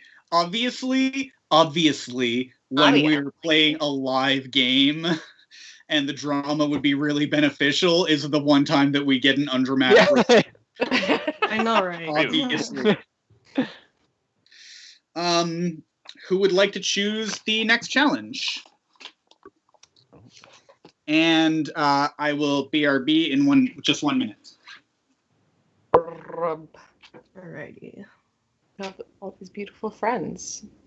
So he's dealt with a disease. So our other main quest was that our city is too sprawling to defend, so we can't guard everywhere. Mm-hmm. I'm a fan of either deal with low morale, deal with witch hunts, or root out traitors in our midst. Are Witch 3 things I like. What are you thinking for witch hunts, though? I mean, there's one of us who's harvesting the fungus. That's why I was wondering. Sorry, what was the last one? Or root out traitors in our midst. Those are the 3 that I like, but you guys can have some. I like deal with witch hunts, but also like not deal with low morale, but probably like draft civilians to fight or something along Oh, interesting. gathering a group to defend our little. How many civilians would be on our little space station, though? Probably not many, That's- honestly. Like dedicated to this. Yeah. Maybe low do think morale might be better than. Be interesting. We're just discussing options for the next challenge, Marcy. So which ones are we kind of looking at most? Well, Rob had offered deal with witch hunts, which was kind of funny and interesting. And we're also thinking about dealing with the second quest. The city is too sprawling to defend and we can't guard everywhere. So something along those lines. I like the idea of the city being too sprawling because this is going to put our paramilitary problem on screen a little bit. there's also deal with a weak point in our True. defenses. Oh, kind yeah. of works with Falling City. I Yeah. know it's a Mhm. little bit farther down, but Yeah. Where did I see it? It was something. but it's It might be the weak point in defenses. Like it could be our group of fighters, or it could. I'm also thinking no, because the disease is already dealt with. I was gonna say like fixing part of the ship that had been ruined, or Oh, do you mean like to do fixing part of the ship as deal with a weak point in defenses? yeah, like that could be one of the scenes. Yeah. Yeah. Do you wanna call that as the challenge? Do you want to take your Okay. turn and call that as Yeah. Okay, sure. Then our second challenge will be deal with a weak point in our defenses. So that may mean that we reinforce or sacrifice part of the city. Ooh. Ooh. Well, that we can decide after it all. All right.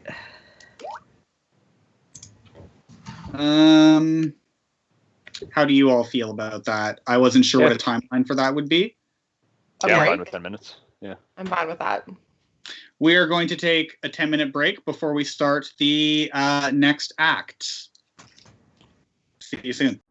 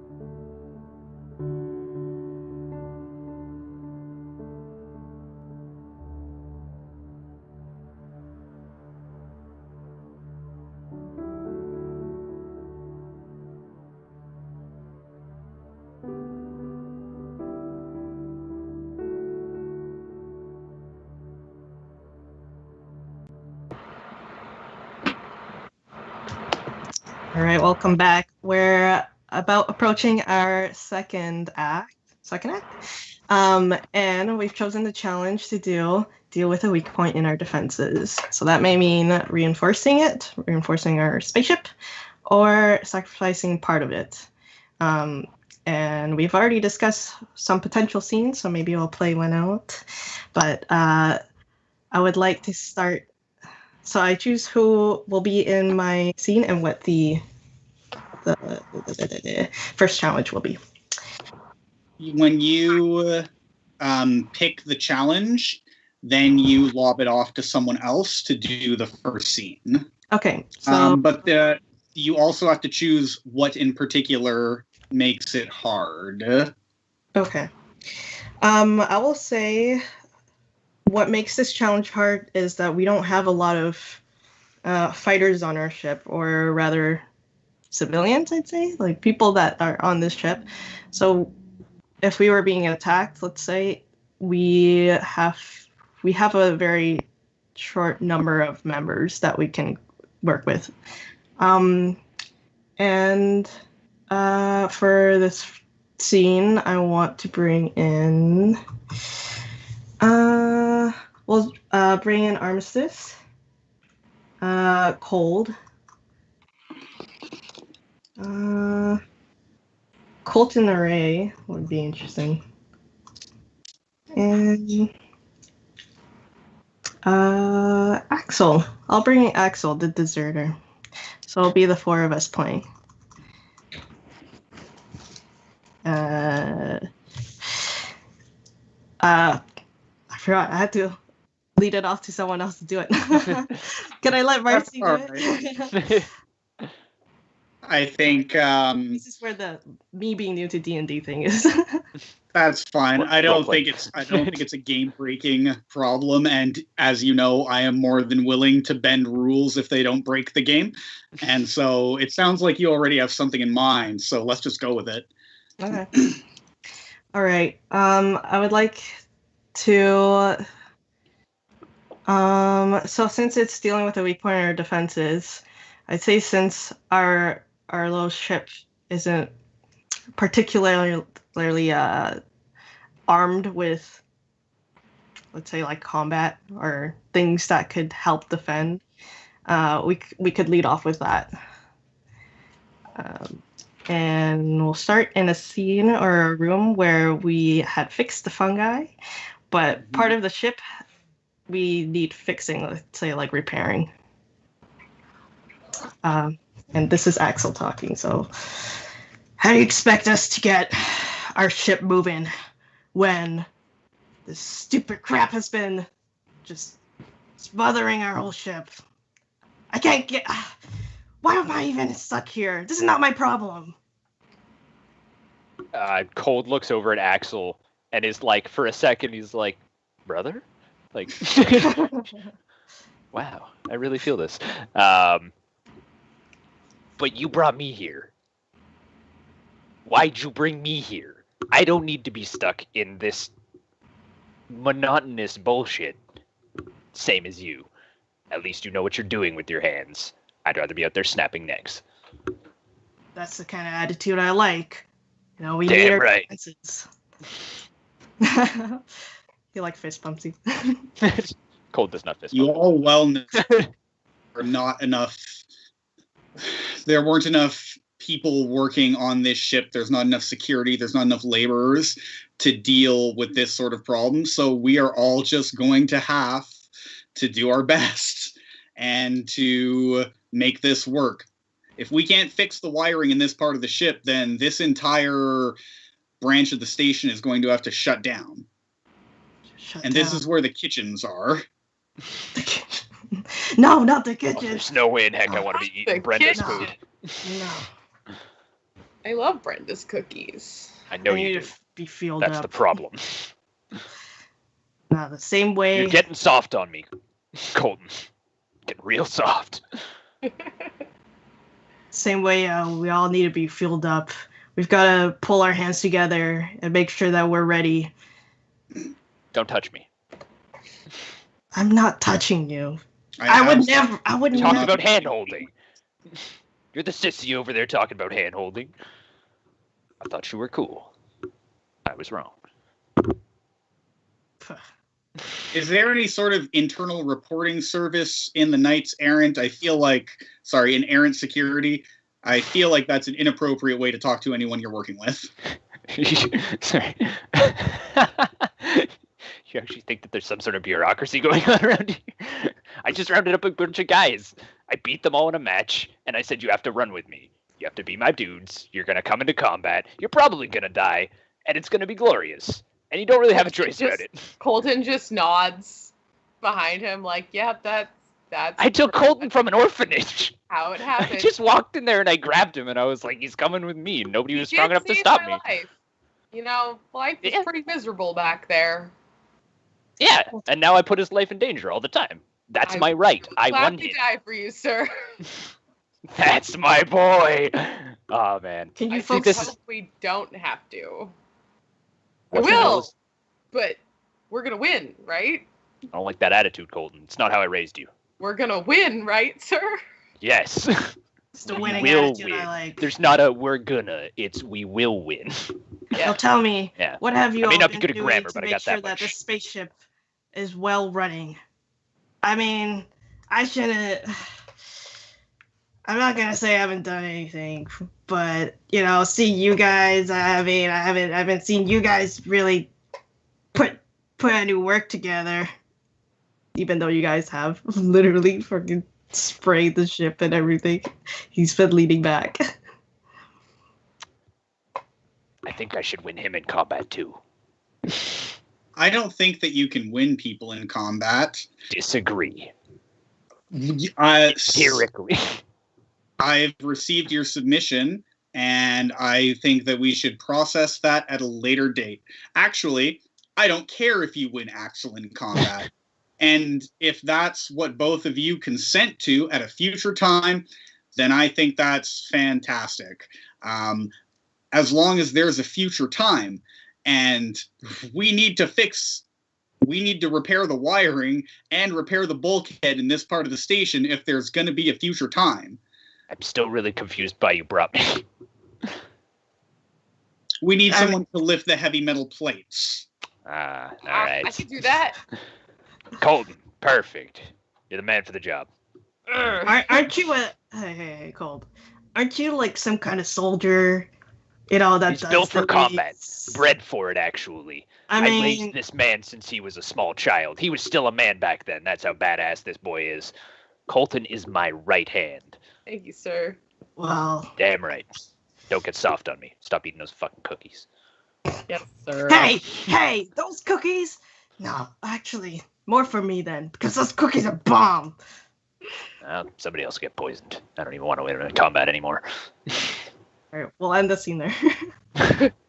What the hell did we even do? I don't know. I started getting sidetracked, and I was like, no, I like that though. That's exactly what you I feel like what we did was generate some red stones. Yes, exactly. The next would be Rob. Oh shit. Okay. Deal with weak point in the defenses. All right, this is what Cold was built for. All right, it's gonna be Colt and the Ray. It's gonna be. You know what? We're gonna get Armistice in there, and yeah, we'll drag Axel along. That filthy deserter. All right. So what I'm envisioning is, so we've dealt with, or I don't know if we dealt with the wiring. We'll find out. What I'm envisioning is that a small like squadron has breached into the hull of our ship or our like station, and Cold has gone around and grabbed both Armistice for her constant and loud announcements of her being the greatest person to lead this assault. Grabs Colton, of course, because Colton's going everywhere Cold does, and brings along the deserter because he wants to see if Axel can actually perform. So I'm imagining we're standing in kind of like a bulkhead, like holding a bulkhead door. They're sort of breaching with torches or whatever, cutting through the bulkhead door slowly, and we're just standing there waiting. Colt is sitting there, just sharpening his axe, and as the door is just being like slowly cut down, sparks flying everywhere, and he's just sitting there quite contentedly. Are they breaching from the outside of the ship? Yep. It's kind of, yeah. Yep. Colton's just sitting there. Yep. Do we Okay. have like spacesuits on or like a gravity shield? Nope. I imagine we have spacesuits on.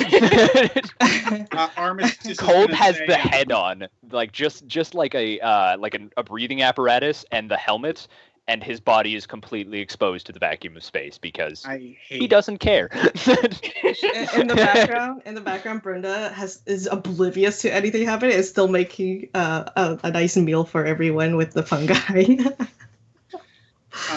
Armistice is going to say, Armistice is like checking very methodically, like checking their weapon for the 6th time in a row. And it's like a space assault rifle with like bullets that have like individual propulsion inside them. And Armistice is checking the weapon and says, as soon as they breach, we're not going to have atmosphere in here, and that axe isn't going to be any good. It's funny you should say that. Those AT-31s, that blaster you're fiddling with right there? Yeah, they're prone to failure, jamming all the time. Used one back in the war. Colton actually got his dumb ass stuck in a trench. He was trying to fire that thing at a tank. Thank you for bringing that up, sir. No problem. But this axe, it's got titanium edges, as well as plasma cutting spike on the back. Thing cuts through tanks. I flew in there like an absolute badass, and yes, I don't mind tooting my own horn. Flew in there like an absolute badass, picked up Colton, threw him onto the tank treads, just on top, that little nice soft spot where everything is sort of held together. Threw him up there, hopped up, chopped into that axe, threw Colton's dumbass in there. Can you confirm all of this? Because this man just sounds like he's just spewing bullshit now. It sounds like this man is spewing bullshit. No, that really happened. I will say, though, sir, this is a bit of a different scenario, and I think maybe you should put on the rest of your spacesuit, just in case.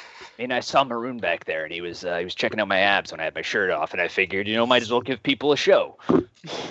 Okay. Yes, sir. I mean, the old adage of, when you get really cold, that your nipples can cut diamonds. Well, I really want to test that. Oh yeah, so you're gonna defend us with your cold diamond nipples. Yep. Also, I just want to say Colton is agreeing with everything he says because this man signs the paychecks. Perfect. I mean, it really happened. Armistice is like keying in everything that Cold says. Like, I'm going to report the fuck out of you to the Better Business Bureau as soon as we get out of this. Axel is thinking of ways to just, take a spacesuit and then find a way out. As all that's happening, they finally finish the cutting of the breach, and the whole section with the molten edges of it just gets ripped out into space, and Cold in a half second grabs onto Colton's shirt and just holds onto a rod that's welded to the side of the bulkhead, and just holds on as the rest of the air is sucked out of the room. Armistice's training kicks in, I guess, and they are already firing while they sidestep over to grab Cold and pull Cold down to the ground so their mag boots can reconnect with the hull. True. Right. Colton is already stepped out in front of Cold as well, just doing the same thing, gun out, shooting, but knows instinctively to get in front of Cold because that was exactly what was going to happen. You, Colton, but don't stand in the way of the bullets. I'm going to call that scene. I hate it.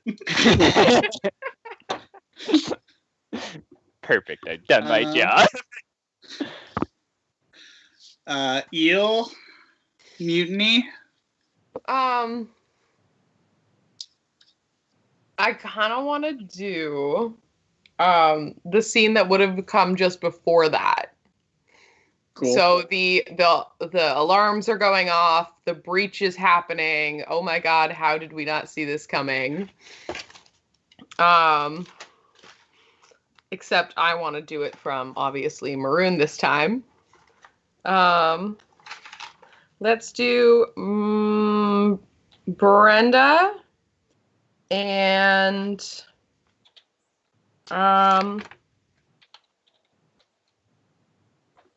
I'd like to have Armistice. I think maybe just checking in on Brenda after all of the like mushroom fire thing. Maybe we both ended up there at the same time. I want to play into Armistice's like crush on Maroon. So we both just kind of showed up there at the same time and just making sure she's okay before the alarms go off. We'll have it just before the alarms go off. And Armistice got distracted. Yep. Hey, what are you doing here? So are we bumping into each other basically outside of Brenda's door? Yeah.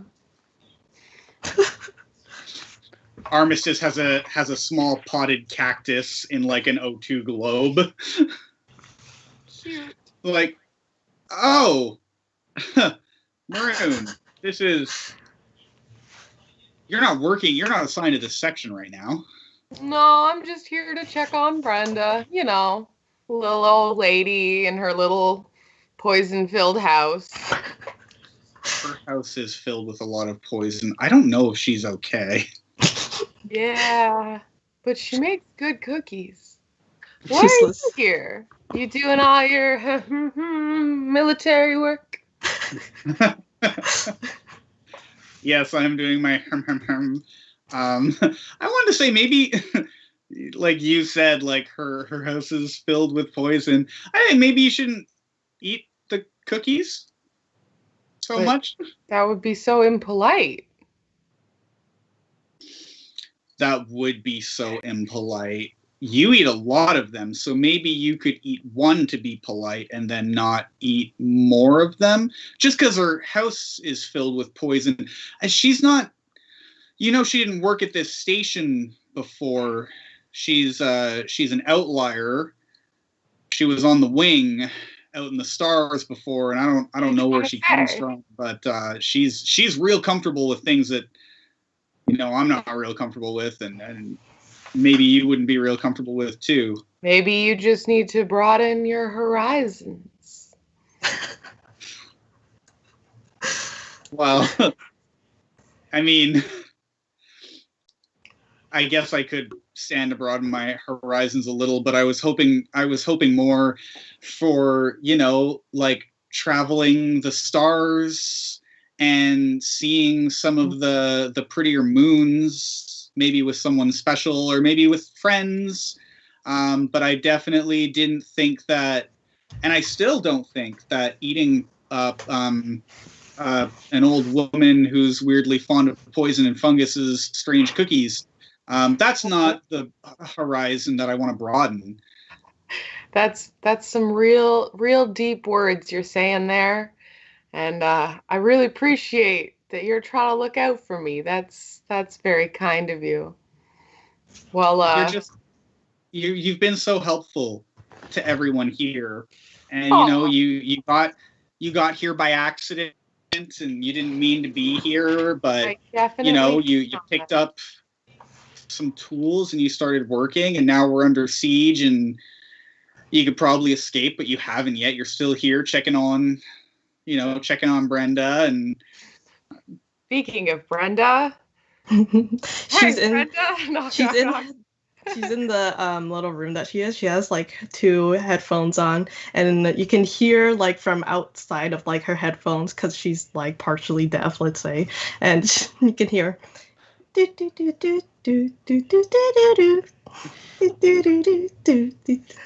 then she's making her food.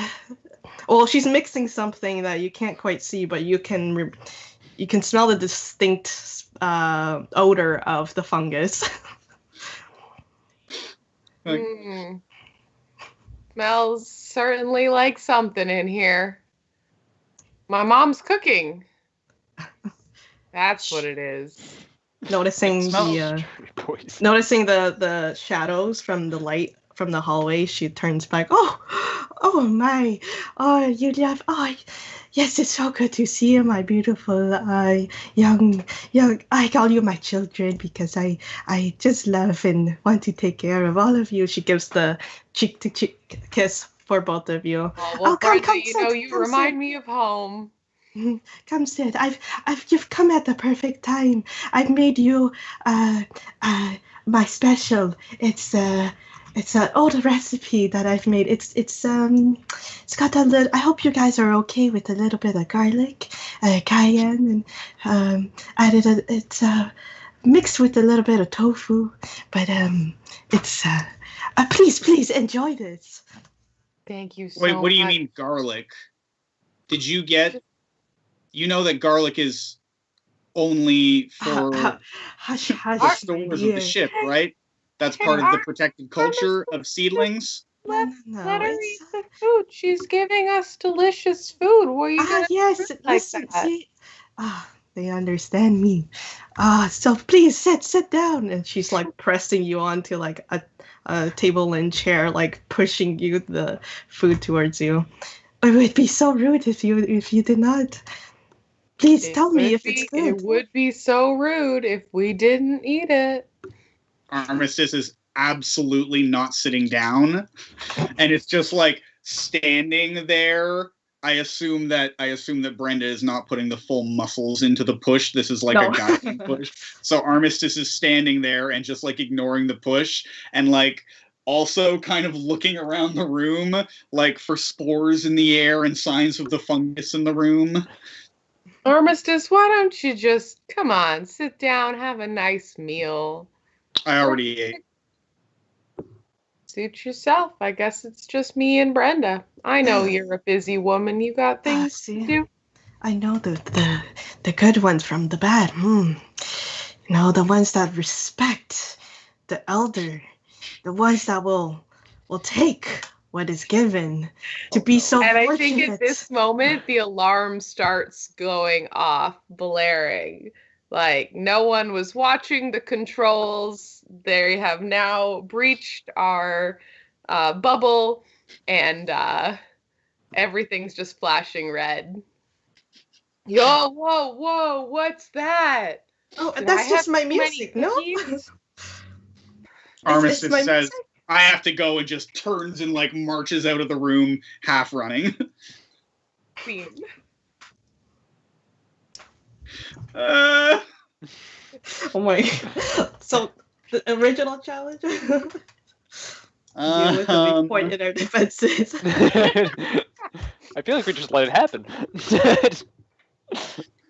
I think the next scene, the last scene for the challenge, is going to be Armistice and Just Cold. Oh. Okay.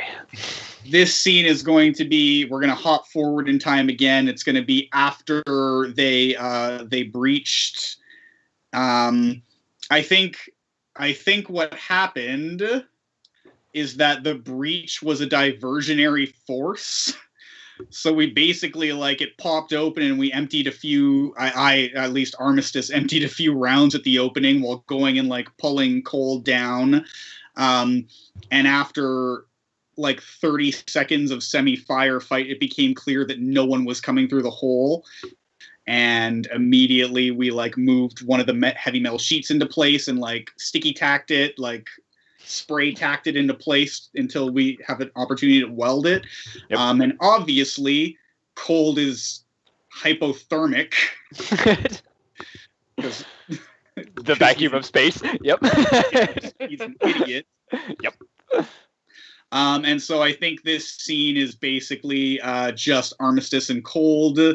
And Armistice has...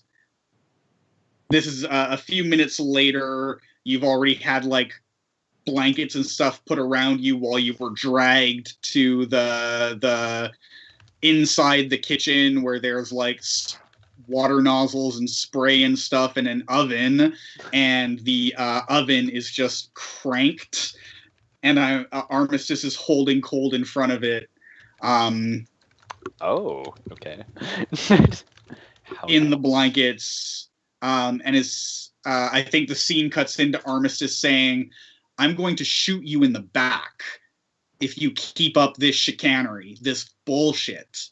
Definitely seems like a coward move there, Princess. Everything that you're doing is a coward move. You're pretending you want this glorious ending, but you're throwing yourself at every opportunity to die over something stupid. I will throw myself at every opportunity, Princess. I'm ready to die. I can't say the same for you, though. And it was your intel that was wrong. Told me that was a weak point, an opening, somewhere that they would come through. And noticing that nobody came through. And now I'm sitting in front of a fireplace. Kind of disappointed. Okay. Oh, did they teach you that back when you were in like private school? You know, when you're really wealthy family and your two brothers and sisters, two older than you. I'm assuming they have the same name, you know, 1 and 2, and then you're the third. I'm assuming that they also went to the same school, learned all those dumb tactics, and told me to go stand by the door. That wasn't actually the weak point. Wasn't where they were actually breaching. I'm kind of upset about that, actually. Don't be ridiculous. Of course they didn't have to go to military school. They could get real jobs. No, so you don't have a real job. That's pretty embarrassing. At least it's got to be. You sit on a seedling farm and do nothing all day. Aw, poor little princess. I was proud in my way to role in overseeing the protection of history until I saw the character of the other people that had been hired on for that same mission. You can rationalize it however you like, Princess. Feel real good about your charity work. Armistice is gonna punch Armistice in cold in the face. Yes. Yeah, Cold straight up gets punched in the face, suffering from hypothermia and being quite out of it right now. It actually it full connects and he reels back a bit. Oh, did they teach you that where you learned how to harvest seeds?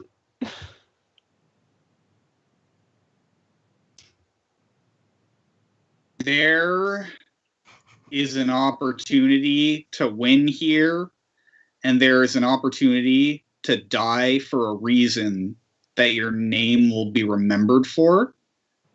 But you almost froze to death on a diversionary assault. You can blame my intel if you want, but you're the leader of Errant. You're the one running the security for this station. This is your intel that I tried to take initiative with, and you almost died on your intel. I like you, Princess. You are looking for the smoothest way out. I don't know what demons you have chasing you, but if you keep fighting them in ways that get the rest of your forces and the other members of this station caught up in the battle, then I will kill you before you harm anyone else. I would love for you to have the death that you deserve, because I would love to see you die at this point, but it would just be a lot better if you died doing something worthwhile. But I don't need that for you. Fair enough. But you're not going to keep me from that death. I will die, and my name will be remembered, regardless. And you'll just sit in the annals of history as the person who defended a stupid seedling fort. Whereas I was known as the guy who, first of all, defended a singular point, shirtless, in space. Either way, that's cool. So, at this point, the rest is just gravy. Get me into a fight. Now. Use that big brain of yours. Common rabble like you don't understand legacy You think your actions, because they're cool, will last longer than the people who tell those stories with their tongues? And you think I've got nothing because I'm the third of a house? Oh, because Daddy the earned name your of name. my house will be Daddy and echoing Mommy earned your name. Unlike me, I earned mine. I'll be the progenitor of a new generation, of a bunch of people who will carry my name, unlike you. Your parents carry the name, you're just inheriting it. Armistice is gonna punch Again. Cold in the face again. God, I'm doing good. And walk away, and I'm gonna call that scene. That was Yes. fantastic. Bravo. Wow. The intensity? I miss mine and Marcy's like in-person games because we yell at each other. We will be like in each other's faces crying. I miss those. We You do have to bring up miss them. something very confrontational in each other. It's so fun. Okay. All right. Cold So- can't take the cold. Oof. Ouch. Once again, always a chance to win, always a chance to lose. 1 white and 1 red in the bag.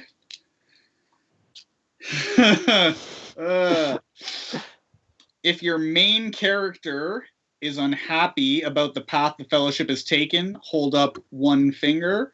If your main character wants the quest to fail, hold up 2 fingers.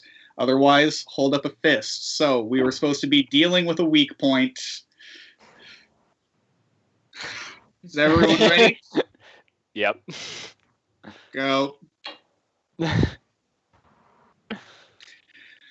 2 more red stones in the bag. Eesh.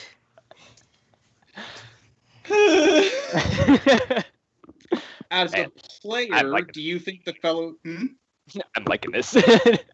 As a player, do you think the Fellowship did what was necessary to succeed at the challenge? Thumbs up if yes, thumbs down if no. We ready? Yep. Yep. Oh.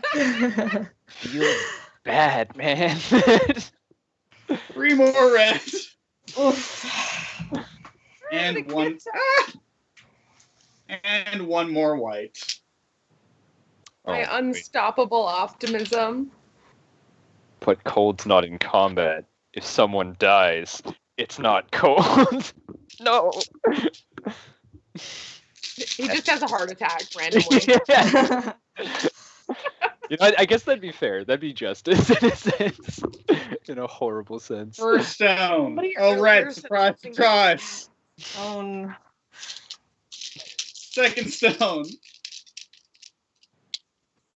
Oh, red. Oh. Surprise. Oh no! A character betrays or is betrayed by the Fellowship and is lost, and we lose the challenge.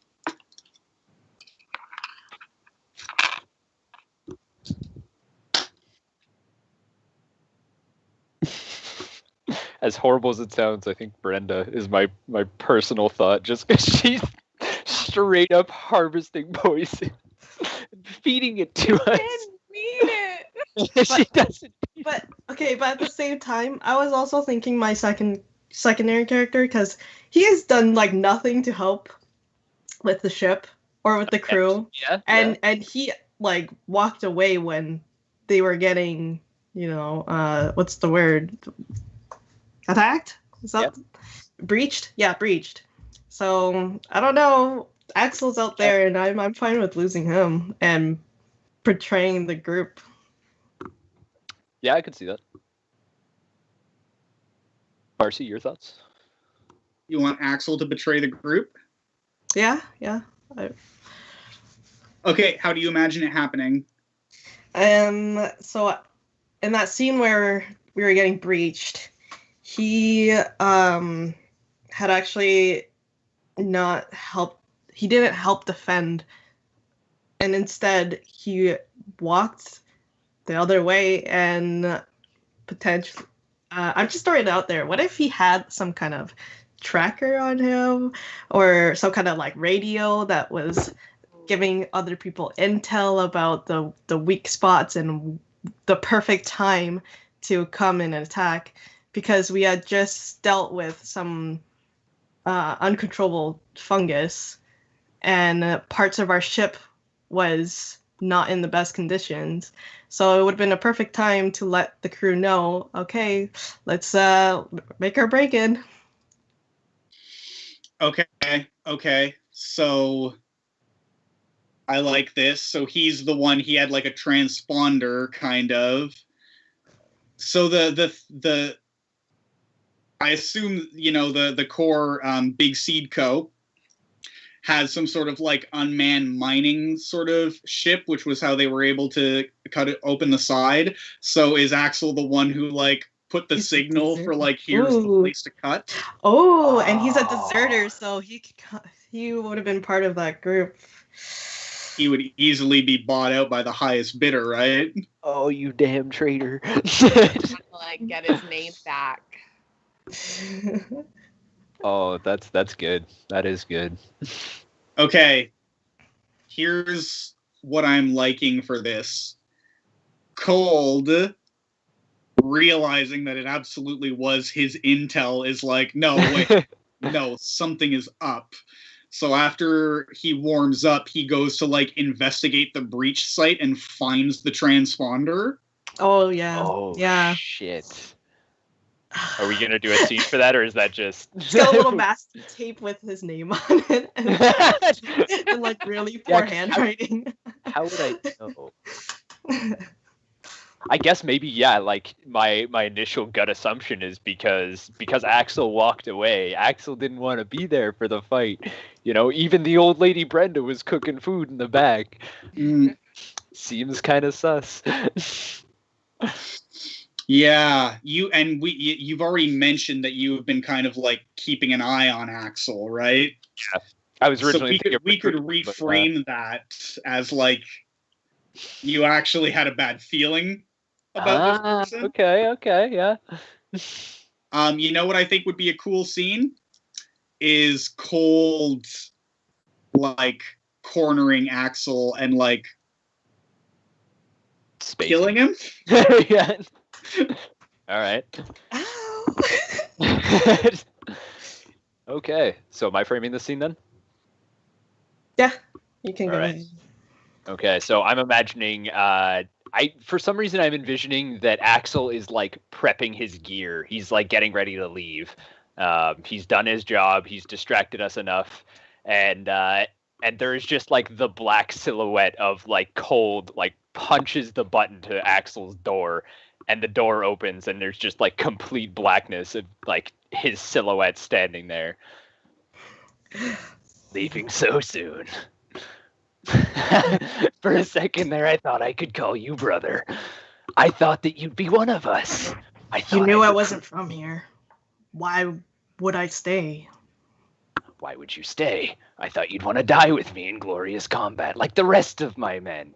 Do you think I choose them willy-nilly? Do you think I just handpick them for no reason? Is there anyone to impress here? What? You're impressing the grandma here by the corner? Die in glory. Who's gonna remember you?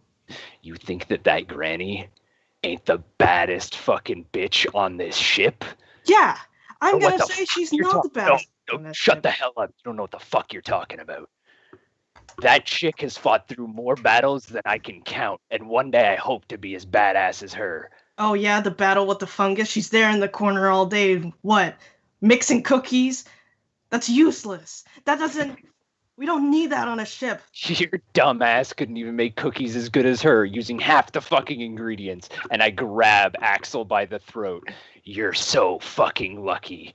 You're so fucking lucky you don't get to die by my hand. I'm gonna throw you into space. You wanna leave so bad? See if you can swim to that ship. And I just... No, like you're like mid talk, and I just fucking whip you out of airlock. Oh shit! Damn. Scene. Somewhere else on the ship, Armistice has like a running population counter, and it beeps.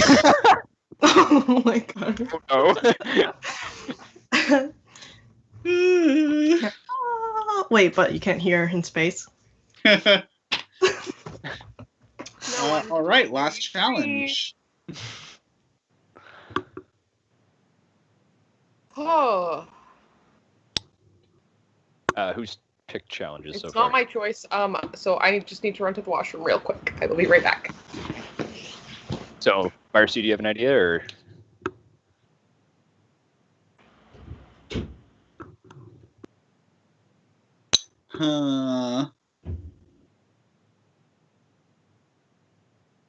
I kind of like the idea of stop the citizens from accepting terms of surrender. That's what's speaking to me. But if you've got anything, I want action, though. Yeah.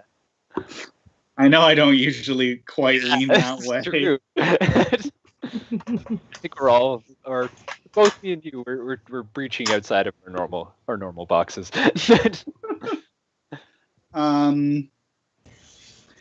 I'm feeling either repel invaders storming the walls or take the fight to the invaders. I feel like maybe repel invaders is the better one. I feel like we're financially outclassed. Yeah. By Big Seed Co. Yep. Yeah. Repel invaders. I like that idea. Cold likes that idea. Jesus. This character fucking Cold. I wasn't sure I'd like Cold at first, but he wasn't originally how I intended to design him, but I like him. I like that he is evocative. I like that about him. And that is all. That is it. That's what I got. Perfect. I'm used to you playing such mild-mannered and secretly evil characters. Yep.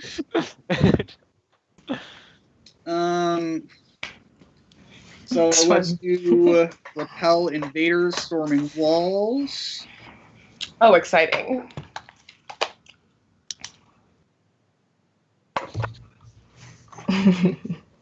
They've just got these really big, what are those grass trimmers to barge in? Give me your seeds!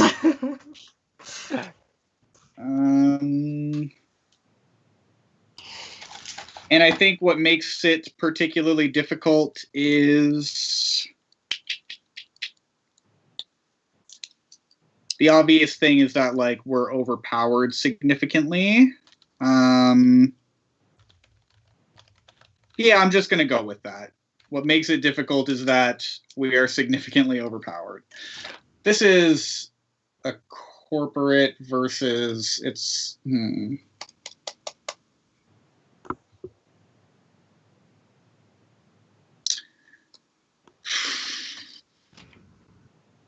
Yeah.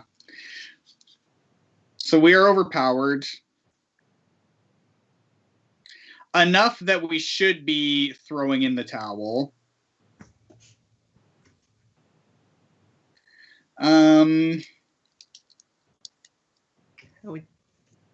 Would you like to start the scene?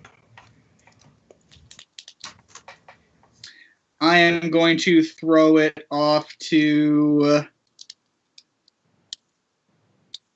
Ailish for the first scene, and I would also like to go to the bathroom while you think of that. Okay. Not my main character, but I would like to do it with Colton. All right. All right. Since it is a battle after all. I guess I can cross Axel off of my list of characters. True. Wait, we have literally never had your secondary character in the game. Yeah, it's true. Oh yeah, the priest. Everybody just liked Cold. I mean, he's a great character, but now I want to see Gabrielle. Oh, I would love to see Gabrielle. So if you want to bring Gabrielle, I I'm totally especially down. love that she shows up right as we're under siege. Oh, true. How That's very convenient. interesting. So Gabriel's let's still got do morals, though. Colton with Gabriel, All right. as well as Armistice whenever Marcy gets back. Awesome. Where are you thinking this setting will take place? Okay, so has Gabrielle been here the whole time, or did she literally just show up? You know what? I think that her literally just showing up kind of fits in the sense of she had like a question of conscience in a sense of, she does respect the monetary gain to be had of taking over this small mom and pop seedling place. But at the same time, she truly believes in fair play and fair what's it called? Fair contest. So monopolies can't exist in her mind. And so the fact that they're trying to take it over, she's like, yeah, you know what? I'll give some moral support to the other side. So Marcy, I just realized that we have not had Rob's side character. The Old money has just been very compelling, Yeah. So what I'm thinking for this scene is Armistice and Colton gearing up, ready to fight for their lives and their little seed bank. And now Gabrielle has just shown up out of nowhere. So I guess we're in like the armory or whatever kind of spaceship version of an armory would be. I think it's and yeah, we're gearing up, and I want Gabrielle to start. All right. Like, she appears in the doorway. Gabrielle walks in, and she is completely clothed in gold, like robes that flow to the ground in the purest gold, and she has both of her hands in her sleeves. Armistice says, great conductor. Colton says, you're not supposed to be in here. I don't think I've seen you on the ship before. Lucra bless you both. Yes, I have not been on this ship before.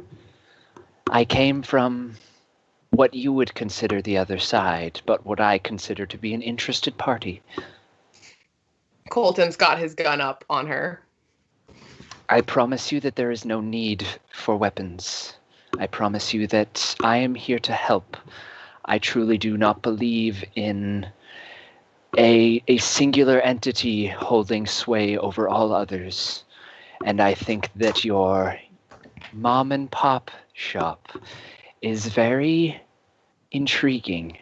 The idea of such a small financial entity having even a modicum of control over the small aspects of seed and fauna trading is quite appealing. Armistice, I guess the security are like getting dressed up in their security clothes, which I imagine is like lightly padded with some reflective shielding, like spacesuits and some small internal propulsion, small arms kind of things. And meanwhile, Armistice is loading has a decaled and colored red heavy armor slot suit, and is just like with that small business and that family money beside each other while this person is saying that, Armistice is just going to like cock their gun and be like, yeah, truly small businesses are the underpinning of our society. Don't worry, Colton. She's on the population list. Absolutely. And I truly respect your ability to put together such fantastic and brutal arms in such a short amount of time with such limited funds. Lucra truly blesses all of us this day. Lady, can I ask why you're here? I am here because I had a conscience or a moral dilemma, and I wish to support the smaller financial entity to see that there is fair competition. Well, we're about to fight the big Seed Corps. Well, And you are not in need of moral assistance. I noticed that there is quite a that's what you're here for? I am here to unless you could strap on a gun and maybe join the ranks, or if you can help out with, well, you said financial. Can you fund us immediately right now? I will not fund you. In fact, as odd as it may seem, my order does not actually possess money. But I will, however, provide you with guidance, and I will make sure that each one of you feels the desire and the strength of will to fight against such an enormous corporation. I noticed as I walked through the halls that each one of your people hides, and some of them pray that they will actually lose to this corporation, because what would it matter? What would it matter to each one of them if they were just part of a cog? They were a wheel in the overarching scheme of, what the hell is the name of the the enemies? Big Seed Corp. Seed Corp. Dark Star? Big Seed Corp. We'll go Seed Corp. It sounds like they're the ones that might need moral support here.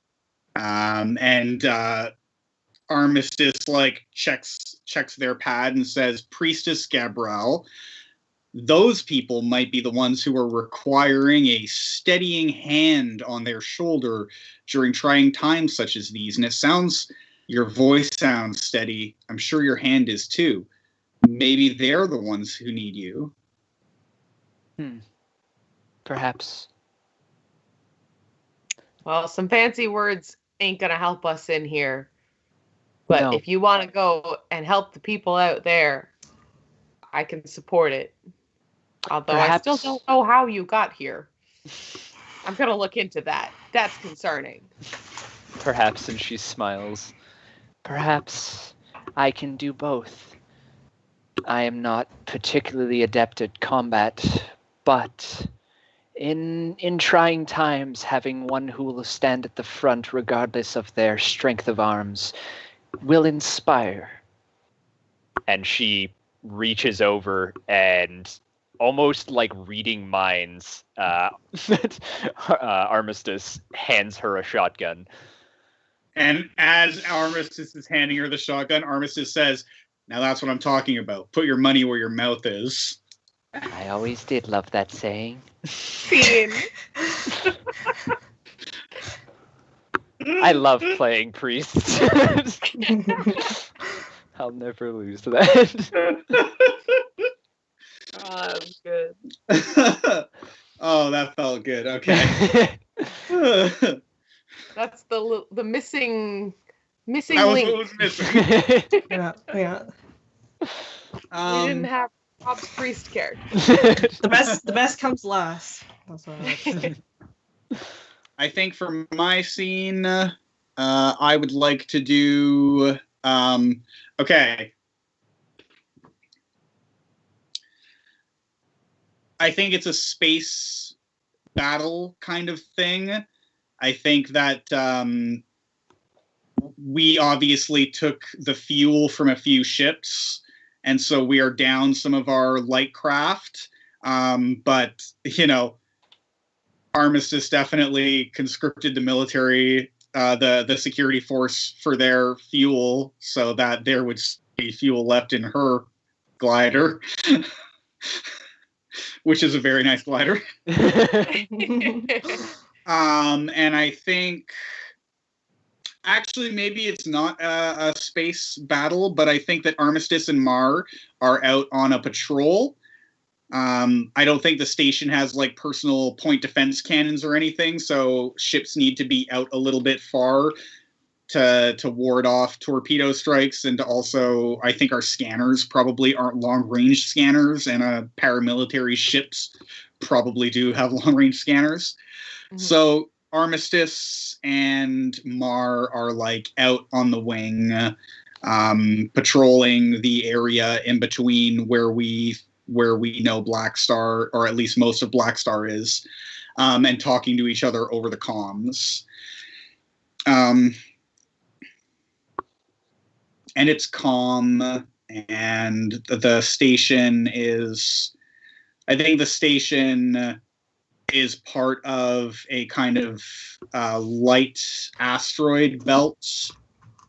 Are there moons big enough for asteroid belts? I want a moon and an asteroid belt, but just for the aesthetics. Sure, let's do it. Why Maybe not? Just a moon. The station orbits a moon. Oh, it's a shattered moon. It's like there's parts of it broken.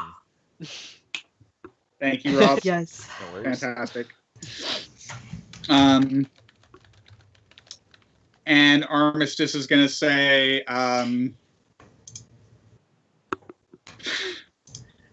so what did you do before you were here?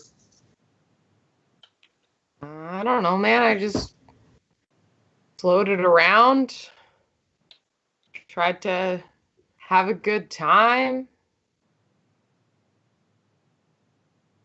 Nothing like whatever you were doing, that's for sure. What I've seen of you so far is that,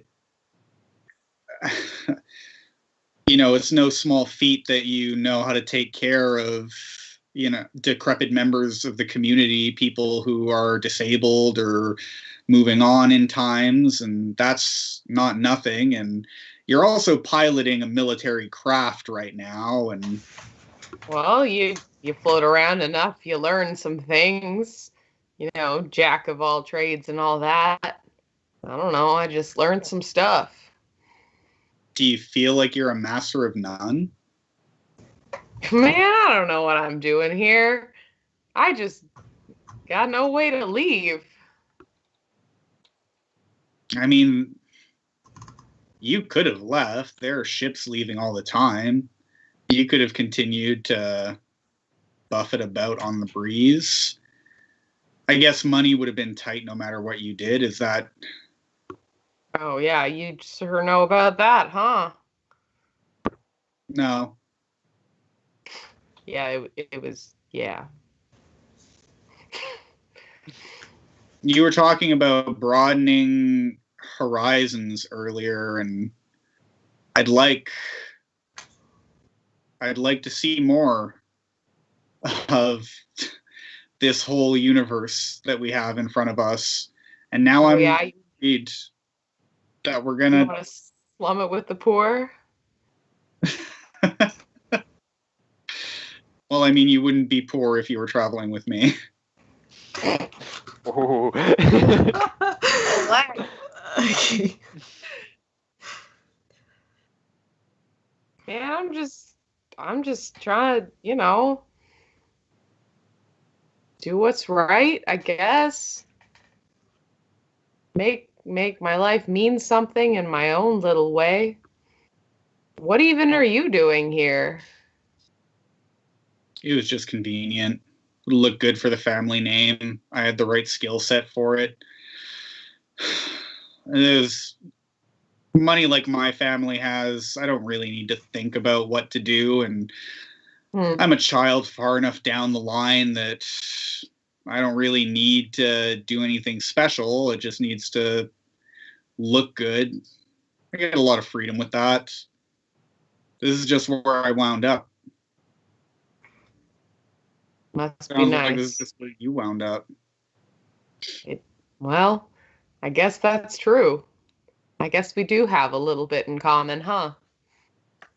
I bet we have more in common than that. I just think you need to relax a little sometimes, Try the fungus cookies. Oh, no. Yeah. Drink the Kool-Aid. Mar, do you know they're fungus cookies? I mean, You know? Yeah, that's Brenda's whole deal, right? That fungus has been dissolving steel and rubber and wiring. Yeah, but I ain't made of steel and rubber and wiring. Fair enough. Yeah. Are you? You could, because that'd be really cool, actually. No, Are you? Wait, are you? I'm not made of steel and rubber and wiring. Ah, that would have been so cool. My father lost his arm in one of the last Corbo wars. His arm is made of steel and rubber and wiring, but just his arm. That's pretty cool. It is pretty cool. It's very lifelike. It's very lifelike. And one time there was this dignitary of another one of the companies that was visiting, and it was absolutely inappropriate. It was absolutely inappropriate, but I think you remind me of him sometimes because of your sense of humor. So there was this visiting dignitary from another one of the dignitary? like an ambassador, like Big dignitary. like a big shot from another company. Hey, I ain't nothing like that. Galaxy had come to visit and was just, people even richer than us, and was just being very rude the whole time. People had been talking about how rude this dignitary was. Pardon me? Sorry, you said us collectively. Richer than us? I'm telling you a story about my family right now. Right, okay. I'm following. And word had gotten around about how rude this guy was. And Am I the rude one? No, it's not like a metaphor. It's just a story. It's scary. Sorry. Okay. Anyway, my dad used his prosthetic arm to crush this guy's hand. Okay. You should have started with that. At a party. I was leading up to it. That's how you tell a story. Sorry. If we get out of here alive, can we go somewhere? I'll pick up the tab. This was the stupidest thing that I've ever done. And it sounds like when you do stupid things, it's usually more fun. Wait. Are you asking me out? I'm asking you on an adventure. And but I just want to get away, and you seem like someone who knows how to get away. That's the more important thing. I mean, I certainly know how to have a good time. I mean, if you're paying, yeah, I'll go out with you. And I think, I imagine it's been cutting back and forth between, interior shots of the cockpits. And I think at this point it cuts out. And it's just, our two ships flying a ways apart. And you hear, but if I was asking you out, what would you think? And that's where I'm going to end scene. Oh my god, that scene was fantastic. Oh my god. It's a story called Love. An adventure called Love. Oh, that was cute. Oh, that's great. Oh, my heart. Oh. Laura's still a little confused on the details, but I think that's down what our for someone is buying like. dinner for him. Yeah. Oh. Oh, That was yeah. amazing. Shaz. All right, we gotta get some action in here now. Oh, let's start rolling in and let's get our enemy locked and loaded, ready to attack our ship. We should be following here. Hmm? You said we've got to get some action. Is there a story that we should be following here? Oh no, of course not. No. Hell no. What are we talking about here? So I want is it Dark Star or I'm getting mixed up with the names of the supposed enemy. Darkstar is the bad guy. Your insecurity is ours. Okay, Dark Star. Let's say some kind of dropship has cornered or made its way around to the side of our ship, and where it had been breached already, there are some soldiers that are roaming in and kind of like scouting out the area before they start looting the place. And I want to have Cold for sure in this. I want Maroon, and I want Armistice, and I have Brenda. Brenda is gonna. So let's say we're all in the. We've gathered in, like, the main part of the ship, like the center where we usually do our little gatherings just to relax, and we start hearing some of the shuffling and the knocking down of some steel or whatever we hear. Oh no! Do you hear those noises? I don't think there are as many feet or people on the ship that I hear. Do you guys hear that? Armistice is like playing on their comm system that like has the population and everything, and is saying, I don't have any contacts. Unless they're scrambling us, there's no way that this could be Darkstar. Brenda, you sound a little bit nervous, and I was a little bit afraid. Come on, you've survived more than this. Oh no, I'm only worried about you guys. I don't want you to be hurt. I don't know what kind of capabilities you. Well, I'm surely confident of you guys, of course, but you have not seen what I faced.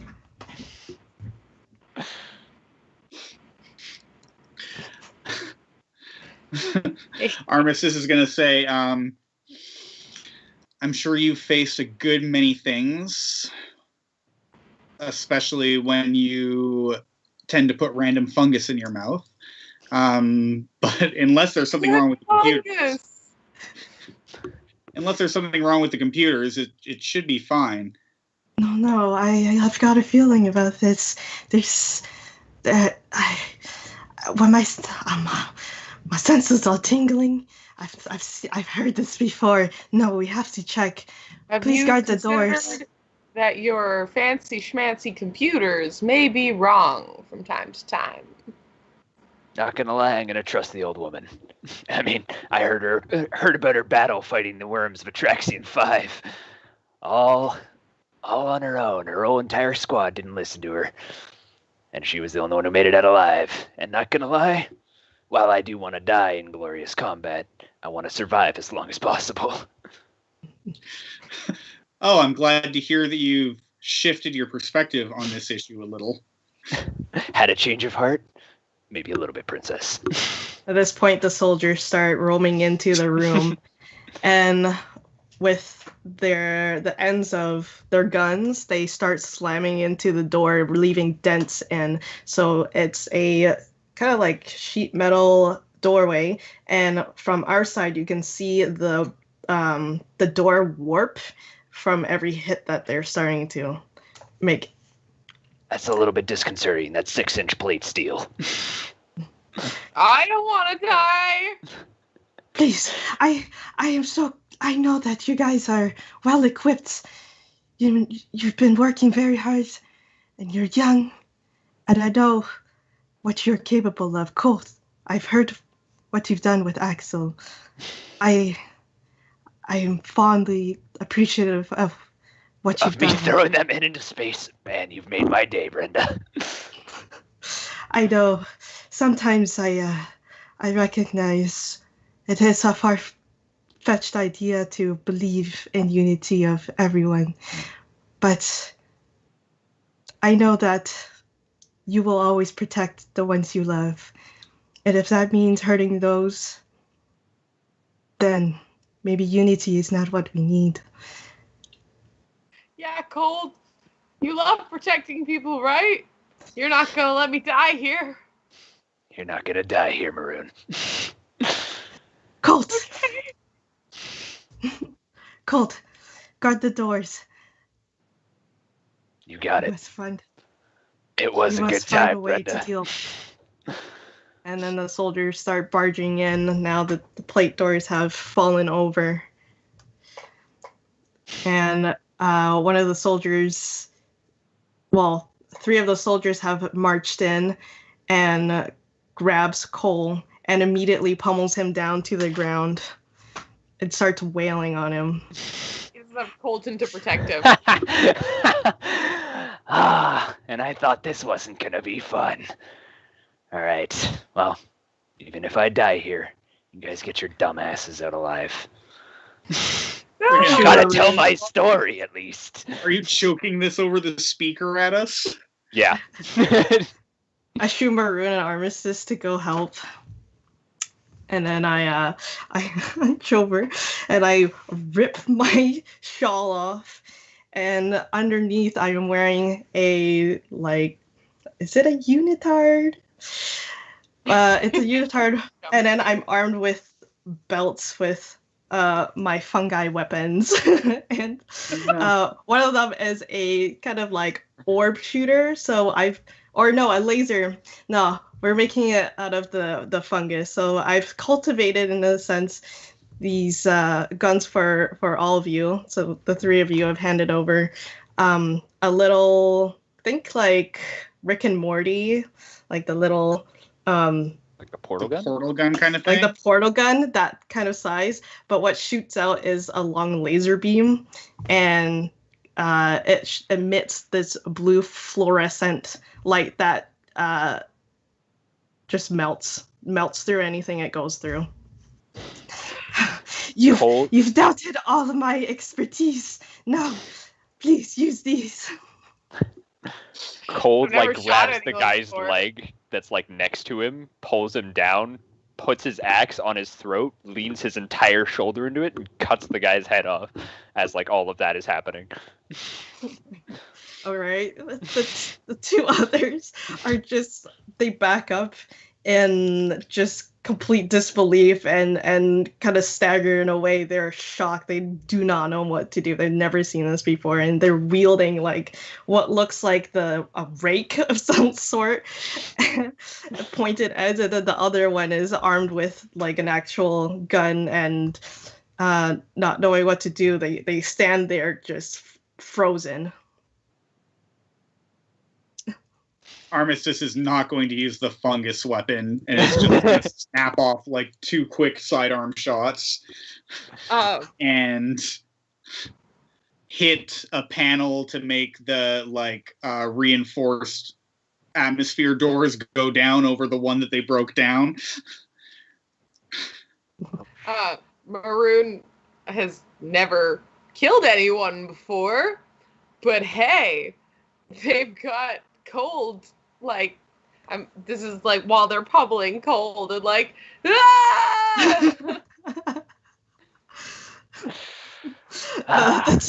The 2 kind of like look over their shoulder like, oh my god, and they brace themselves with the arms in the air trying to defend themselves, and more soldiers start roaming through, and that's where the scene ends.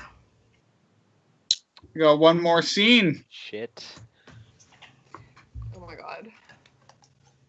Whose scene is it? It's yours. Wait, wasn't I first scene? Rob. Oh, okay. Shit. All right. Whew. I don't think it has to be an action scene. You don't need to feel penned in by that because that was the last moment. Yeah. Again, follow is very modular and very easy to move around. This is for the viewers more than Rob, who's played it a bunch of times already. But we could choose to pick up from that moment, or we could choose to be picking up from later on after we've made good an escape and are holed up somewhere else, panic room or whatever. There's a lot of flexibility. It doesn't have to be moment to moment, even when the moments seem extremely intense. Yeah. Okay. What am I thinking? Yeah, I'm thinking like last holdout. I'm imagining not necessarily like panic room, but but we've lost that section of the ship, whether to like destruction or they've overtaken it. We have been pushed back to the main. As weird as it sounds, I always sort of imagined our ship as like modular, almost like the space station. Like there's a large central bit, and that's pretty much where we're holding off. And so who's in it? Okay, we got Cold.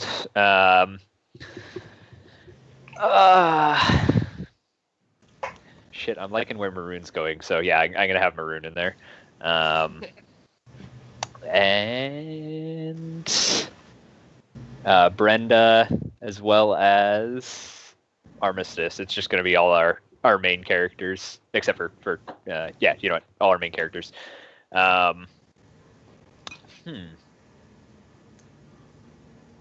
Yeah, we're standing in the hall where Brenda usually makes all of her recipes. We're all pretty used to that area. It's normally known as like, you know, a quiet area, a place where not even Cold is allowed to start fights. Like Brenda will kick his ass if he ever pulls any shit in there. And there's I'll whoop you with a spoon. Cold's like sitting, sort of like leaning against the one door that's left standing, like, and it's where they're going to come through. Cold's leaning against that door, and he looks over at Brenda. You guys are all sort of like milling about in the center. He looks over at Brenda. You know, I'm pretty sorry, actually. That was one rule I never thought I'd break. Wide-eyed, looks over. All right, but what is this? I've just got my spoon in the back, just ready. You know, I think they're more afraid of that than me right now. But this is it. There's just this room. And I am sorry, you stubborn old bat. But Hey! Nobody disrespects Brenda in front of me. My lovely you, thank you. But no disrespect meant. That woman is tough. She's fought more than I have. And you know what? I'm kind of glad. Kind of glad that I didn't get spaced in that first fight. Kind of glad that Princess here made sure that I wasn't frozen and left behind. Armistice can't punch you for saying that because Armistice is at whatever cookery right now and is twisting knobs and finding that the gas still works. And says, well, I guess we might as well have some of those cookies. Yes! I have prepared so many here. No, please take them all. Like, throws like a Tupperware to you and so gladly lends it. Army's having the cookies. Look who's branching out. You know what? Just before we all die together. If Armistice can take my cookies, I will let this room be a little messy for once. Yes. But you better buy me Like, new calls over to Mar to say it's not Army, it's Misty. Excuse me? It's not Army, it's Misty. Oh, you mean like oh. Okay. Eat the cookies. Hey, Maroon. It sounds like you got something to fight for. Eat the cookies. Eat the cookies. I'm chanting along with them. Really, I like Army because, you know, you wear the uniform and all that jazz. Yeah, but it's like not a fun word. It's a job word. For me, it's a job word. Like, how would you feel if I called you... What even is your job? Layabout? Wanderer? None of those are good nicknames. I'm going to call you Wandy. If you call me Army, I'm going to call you Wandy. Done. Done deal. Damn it. And Misty takes a bite of the cookie. As all this is happening, the door is like blown open. So we're normally used to like the like acetylene cutters like chopping their way through. They have planted like some kind of explosive on the other side and just blown the door open. It hits the counter where Brenda normally sets up her meals and sort of cartwheels over it. Oh. And there is just smoke and blackness billows from the other side. Not the food counter! Oh, And I'm going to call that scene. Brenna unleashes her rage. Great. Fantastic. Love it. The dice decide, or the crystals decide. That's where we ended it? Jesus. All right. A little bit different for the last one. As usual, 1 red and 1 white, always a chance for victory or failure. But for the last draw, you also add 1 red for every failed challenge, which we failed 1, and 1 white for every passed challenge, and we passed 1. So we start off with 4. If your main character is unhappy about the path the Fellowship has taken, hold up 1 finger. If your main character actually wants the quest to fail, hold up 2 fingers. Otherwise, hold a fist. You ready? I'm ready. Yeah. I'm ready. Go. We've managed to turn this a little sweet by the end. We bought a tree By the end? Well, we'll see. There's one more thing. Yeah. As a player, do you think the Fellowship succeeded at the challenge? Thumbs up if yes, thumbs down if no. This is the 3rd challenge. This will decide the entire quest, not just the challenge. The results of this draw decide the entire quest. So if you won the first 2 challenges and you fail the 3rd, you guys lost. It's over. But if you lost the first 2 challenges, you can still win the whole quest. A thing that I really appreciate about Follow is that you're going to see our follow-up, our epilogues. It honors the space that failure needs to take up in good storytelling. And so even when there's a bunch of red stones in the bag, which there still might be, and even if you lose, doesn't mean it's not a cool story. All right, we all ready? Yeah. Thumbs up if, as a player, you think the Fellowship succeeded at the challenge. Thumbs down if you think they did not. The challenge: Oh, that's repel hard. invaders storming the walls. Ready? Yeah. Go. Yep. It was like a half. No! Go in the bag. Yep. Triumph! I really want us to win, but Yeah, but that didn't feel like a win. it did not feel like a win. Nope. Colt was literally the meat shield there. It's his job. Yeah. Otherwise. All right, here goes. God, I'm stressed out. I like most of these characters so much. First stone. Wow. Ooh. Wow. Okay. Wait, stop. Come on.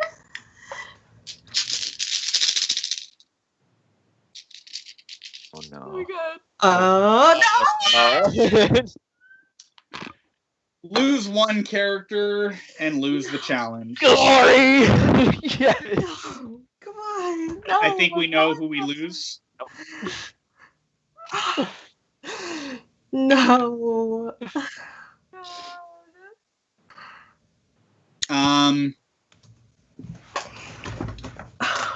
I kind of imagine that last scene,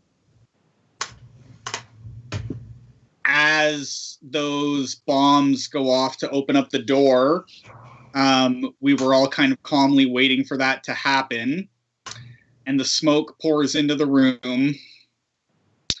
And I don't think any of us are fighting for the most part, I think we're all just waiting. This is a corporate mission. They don't want to kill anyone else more than they have to. It's not convenient to kill us and to make us disappear, especially because there's a noble, maybe. But I have a feeling that not everyone. Cold stands up and he looks over at Maroon.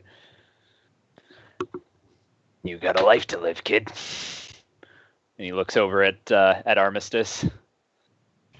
I know you never liked me, but if you're feeling charitable, if you're feeling real nice, maybe make sure that my name gets remembered. And Armistice Brenda, trying to lock the permissions on your gun on their pad while you're saying this. No. their permissions do get locked on my gun, but he just drops it. I can't believe you think I can't believe you think I'd use that. I told you about those A10s. They're fucking horrible. He pulls out his axe.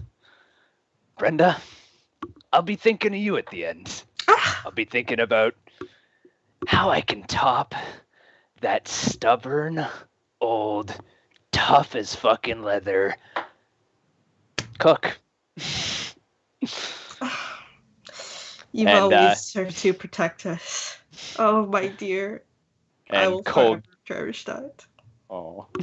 Cold jumps the barrier and he pulls out his axe and he flips the little switch on the plasma. Does All right. he even get one? I'd say he gets one at least. And he flips the switch on the plasma. And he knows he's fought people with guns before. And he reels back with his axe and he just hurls it at the nearest guy. And it clean cuts through his skull, like blade first, and just goes charging into the smoke. And there's just a hail of gunfire. And you don't see anything else. There's not a sound from Cold.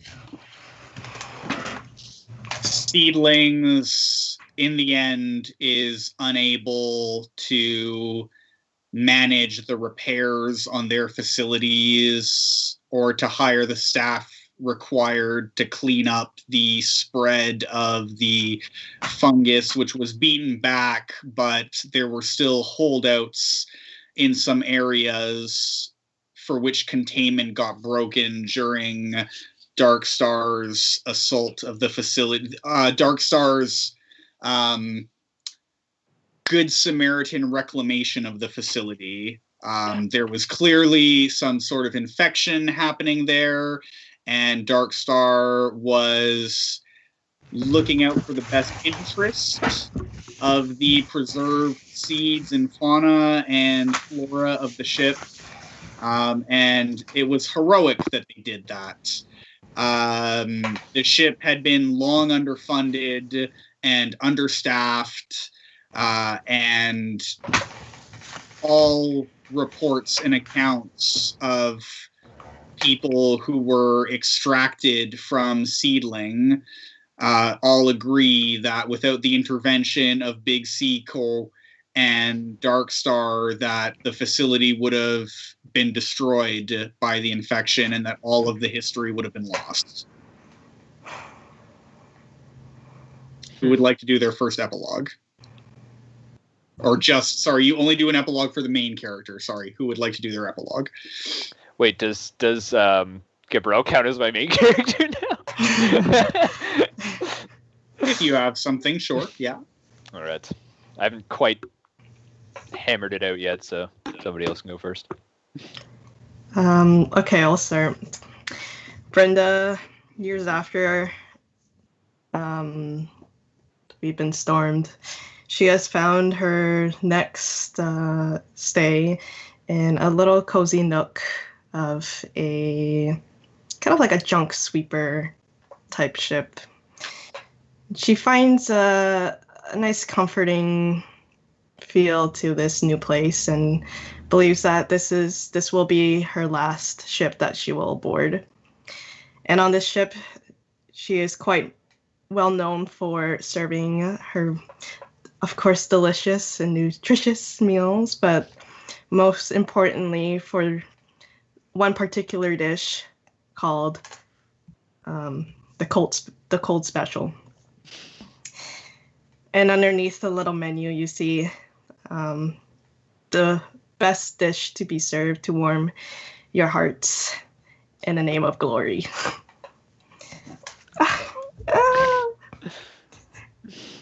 As she closes her shop, as she rests in her bed, turns off the light, and that's where her epilogue ends. I gotta go. That's really nice. That is You really made me nice. feel something for cold. Ouch! So true, though. I think she also serves a second, less famous dish that is calamari.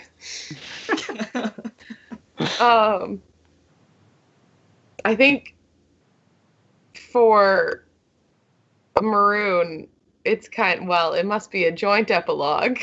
Yep.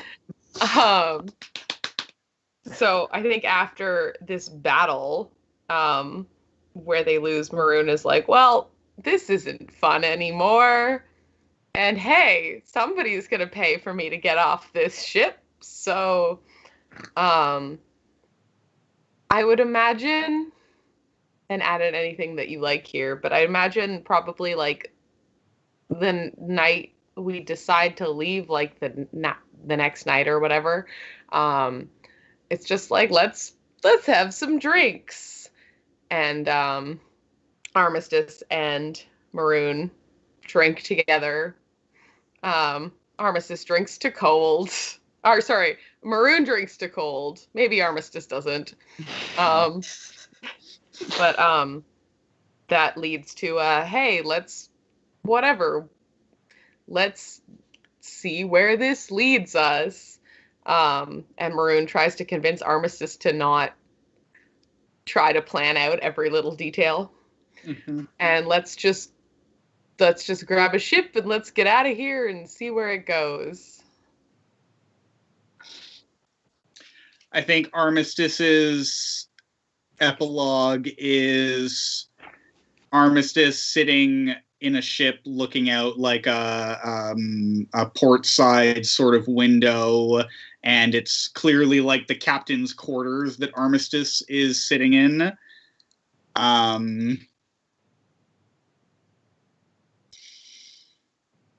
And over Armistice's shoulder on the wall, there is a plasma axe behind glass that says, if you have to break this glass, you're already fucked.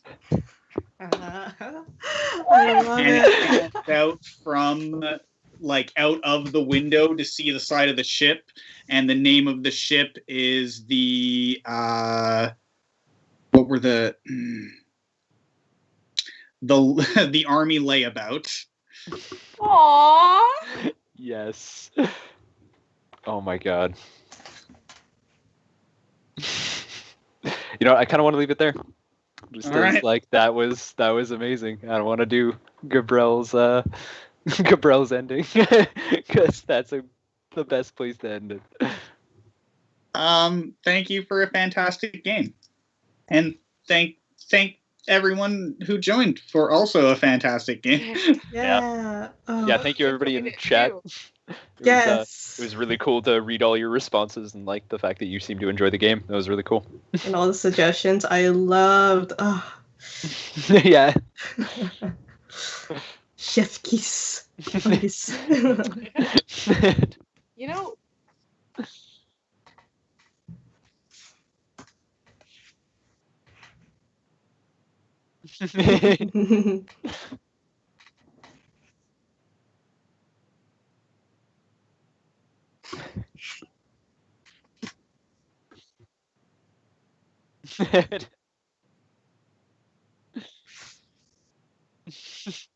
Perfect.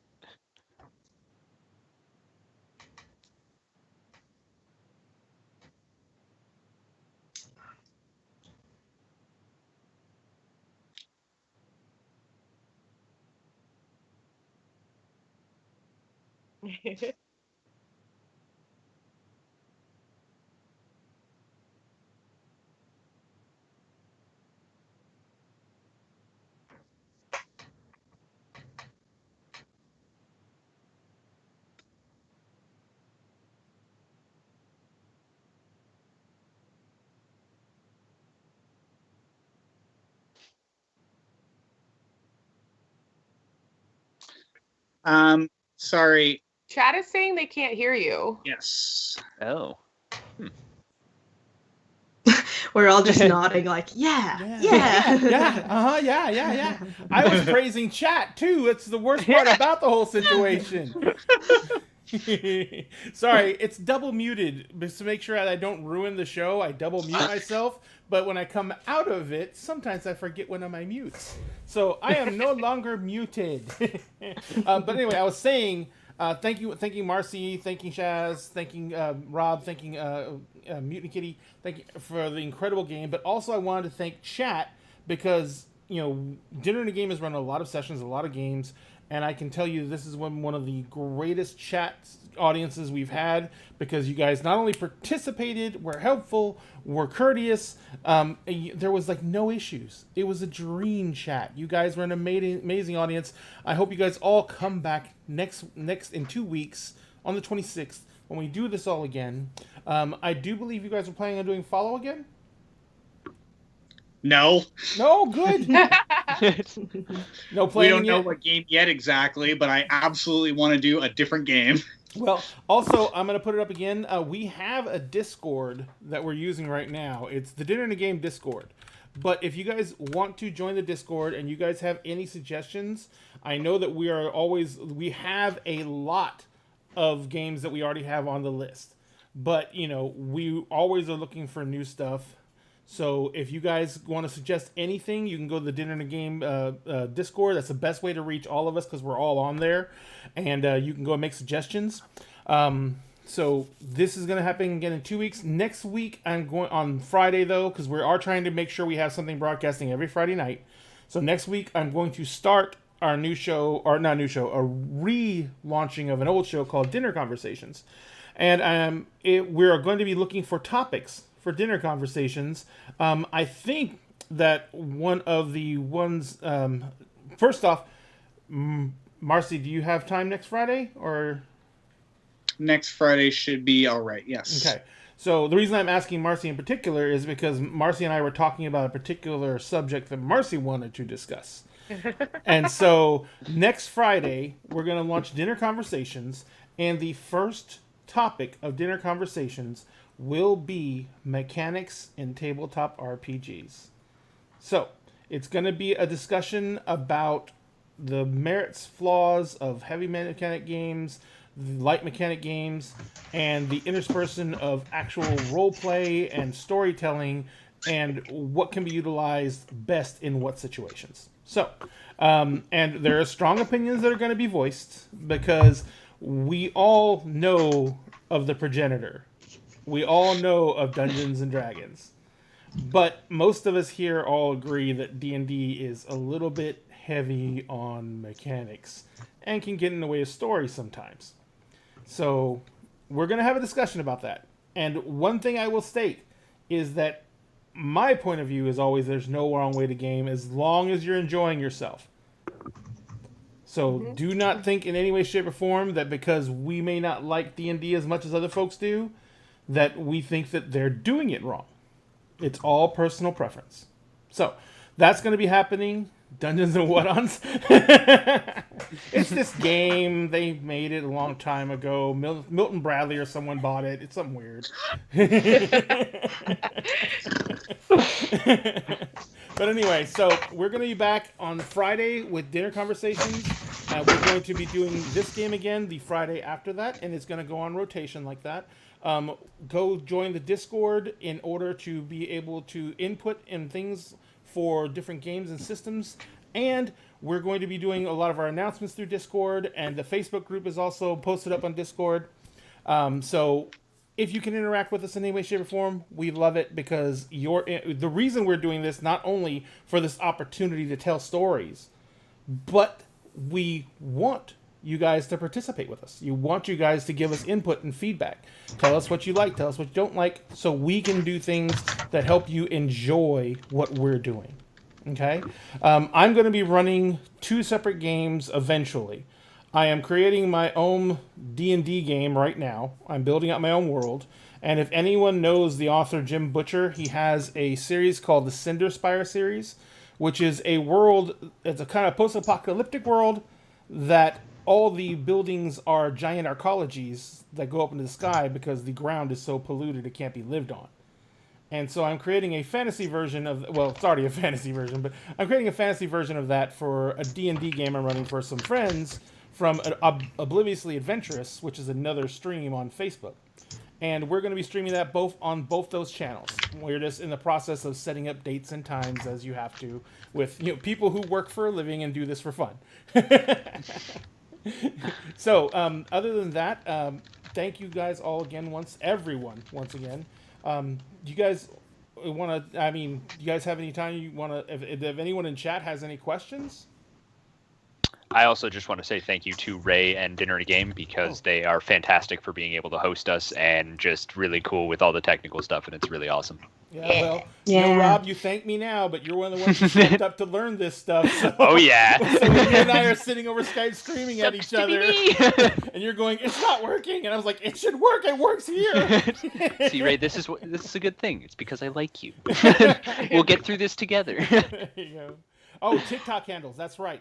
Foxwriter wanted to know TikTok handles. Hang on one second. I think I made commands. I just got to see if they're going to work because the bot has been thwarting me all night long. The bot has been hilarious. The bot has been shouting me down in my own chat. I like when the bot called itself out for posting a link. That was good. I was like, what's the bot doing? I don't understand. Okay, so let's see if this will work. Oops, I need to type it right. To Amos Faris in the chat, Follow is a GM-less game. So there was no... I acted as the facilitator for that. But no, it does not have a DM. It does not need a DM. It's very, very collaborative. And the parts where you saw me like taking the reins were largely just like me being a little bit of a control freak who watches a lot of TV, and it's just like, I have an idea for this. And that is not a part of the game. That's just me as a person. It's a DM-less game. It's meant to be run as long as you have one person who understands the rules well enough to explain it to other people through play. And the rules for Follow are like six or 8 pages long. Do you have the book there, Marcy? Can you like hold it up so people can see how thin it is? This also, is the size of the book. Hang on, actually. It's a zine book, size book. Also, we are very glad that Marcy facilitates a lot of the moments because sometimes we're a bit chaotic and we can't always just agree on a thing. And Marcy is very good as a tie break and very good as a facilitator. Mm-hmm. This is the size of Follow versus the Player's Handbook. Follow is... Let me double check here. Follow is 83 pages long. Turn the book Most the of other way. those are just quests. Pardon me? Turn the book the other way. Yeah, I want to see the thickness. There you go, folks. It's 83 pages long, and most of them are just the cues for the 18 quests. The actual rules of Follow at the beginning of the book are only 6 to 8 pages long. And then the rest of it is just setting dressing. Yep. So, and Follow is just one of the games we're going to be previewing. Blackbeard's Bride was another one that looks amazing. There's a lot. Because Marcy has been one of the people who's been advocating very heavily on our TikTok for moving away from the heavy mechanics games and getting back into storytelling and narrative, which, as everyone knows, is the basis for human culture. So it's a lot about falling back on that way of entertaining each other and ourselves. And especially during times like this where we're all locked in the box. Yeah. It is a great time to fall back on this type of way of entertaining each other. You're killing me, Shaz. Yes, she And I has want to Four be clear. corners. I do love a long format game. There's plenty of room in my heart for long format games. Mhm. But my big thing for short games and games that are mechanically set for one session it's accessibility. Accessibility is the most important thing. Simple rules, one session, that opens the world of role-playing games up to people who don't have time, don't have energy, have a random impulse to try it. I just want those games to get a little bit more airtime because it makes it easier for everyone who wants to try a little something. Yeah. And have fun Definitely. with their friends. Absolutely. And yeah, $25, Fox Rider, it might seem a lot for something like that, but the replayability of Follow is immense. Especially because it doesn't prescribe to any set genre. It leaves the genre completely open and up to you. That way, every single mission, every single consequence, every single everything can just be adapted to the new genre, and every single story is going to be unique. So, The game comes with 18 quests that can be reskinned for any genre. We'll have different characters if you play them with different people, and with every quest has 8 to 12 challenges, and you only pick 3 of them. So that alone, one of the quests is the gods, get the people to worship us. I have played, that's the most common quest that people want to play. I played the gods 5 times, and I have never played the same story with the gods. Mutiny Kitty got botted. I've seen that. Bot and I are friends now. All right, so anyway, everybody, this is pretty much the end of the evening for us. And as you can see, another thing for plug for Follow is the fact that we started this at 6 o'clock my time, 7 o'clock their time. It is 10:30 their time. It is 9:30 my time. So we've literally been doing it for what, 3.5 hours, and the game is over. So literally, Follow can be even a unique game done at a dinner party. Yep. You know what I mean? As part of the entire thing. So remember back in the 90s, there used to be those dinner murder mystery things. Well, this is a lot more entertaining than those. Yeah. Also, staying on theme with the dinner. There you go. You can play this at dinner. Yeah. Yep. So, All right. other than that, I'm going to go ahead and do one last thing that we like to try and do, but I should have done this earlier. Ooh, where is it? Ooh, my goodness. I just want to say, while Ray is looking for that, also that Mutiny Kitty and I once were both fiending role-playing games, and none of our groups were available. So Mutiny came over, and we played 2 games of Follow back to back. We did the first quest, and then we brought the surviving characters into the next quest. It was a vampire story. We started off with vampires settling the new world from Europe, and then did the next quest was those vampires in the 50s fighting for turf in Atlantic City or something. It was I love amazing. It was was big. incredibly intense. It did get really intense.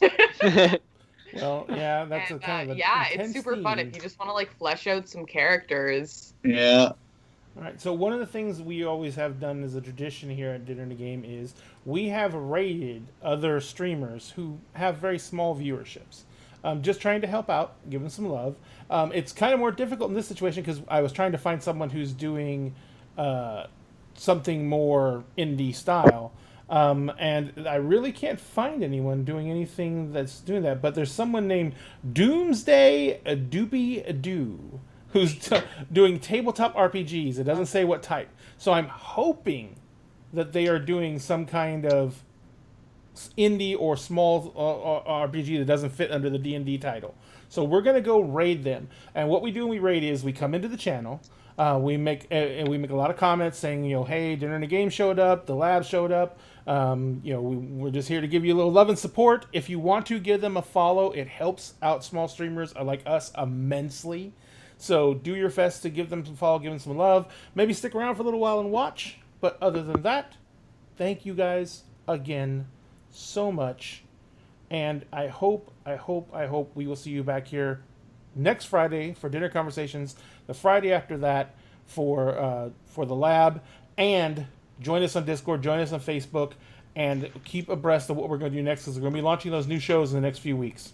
So thank you all very much. I'm going to start the raid.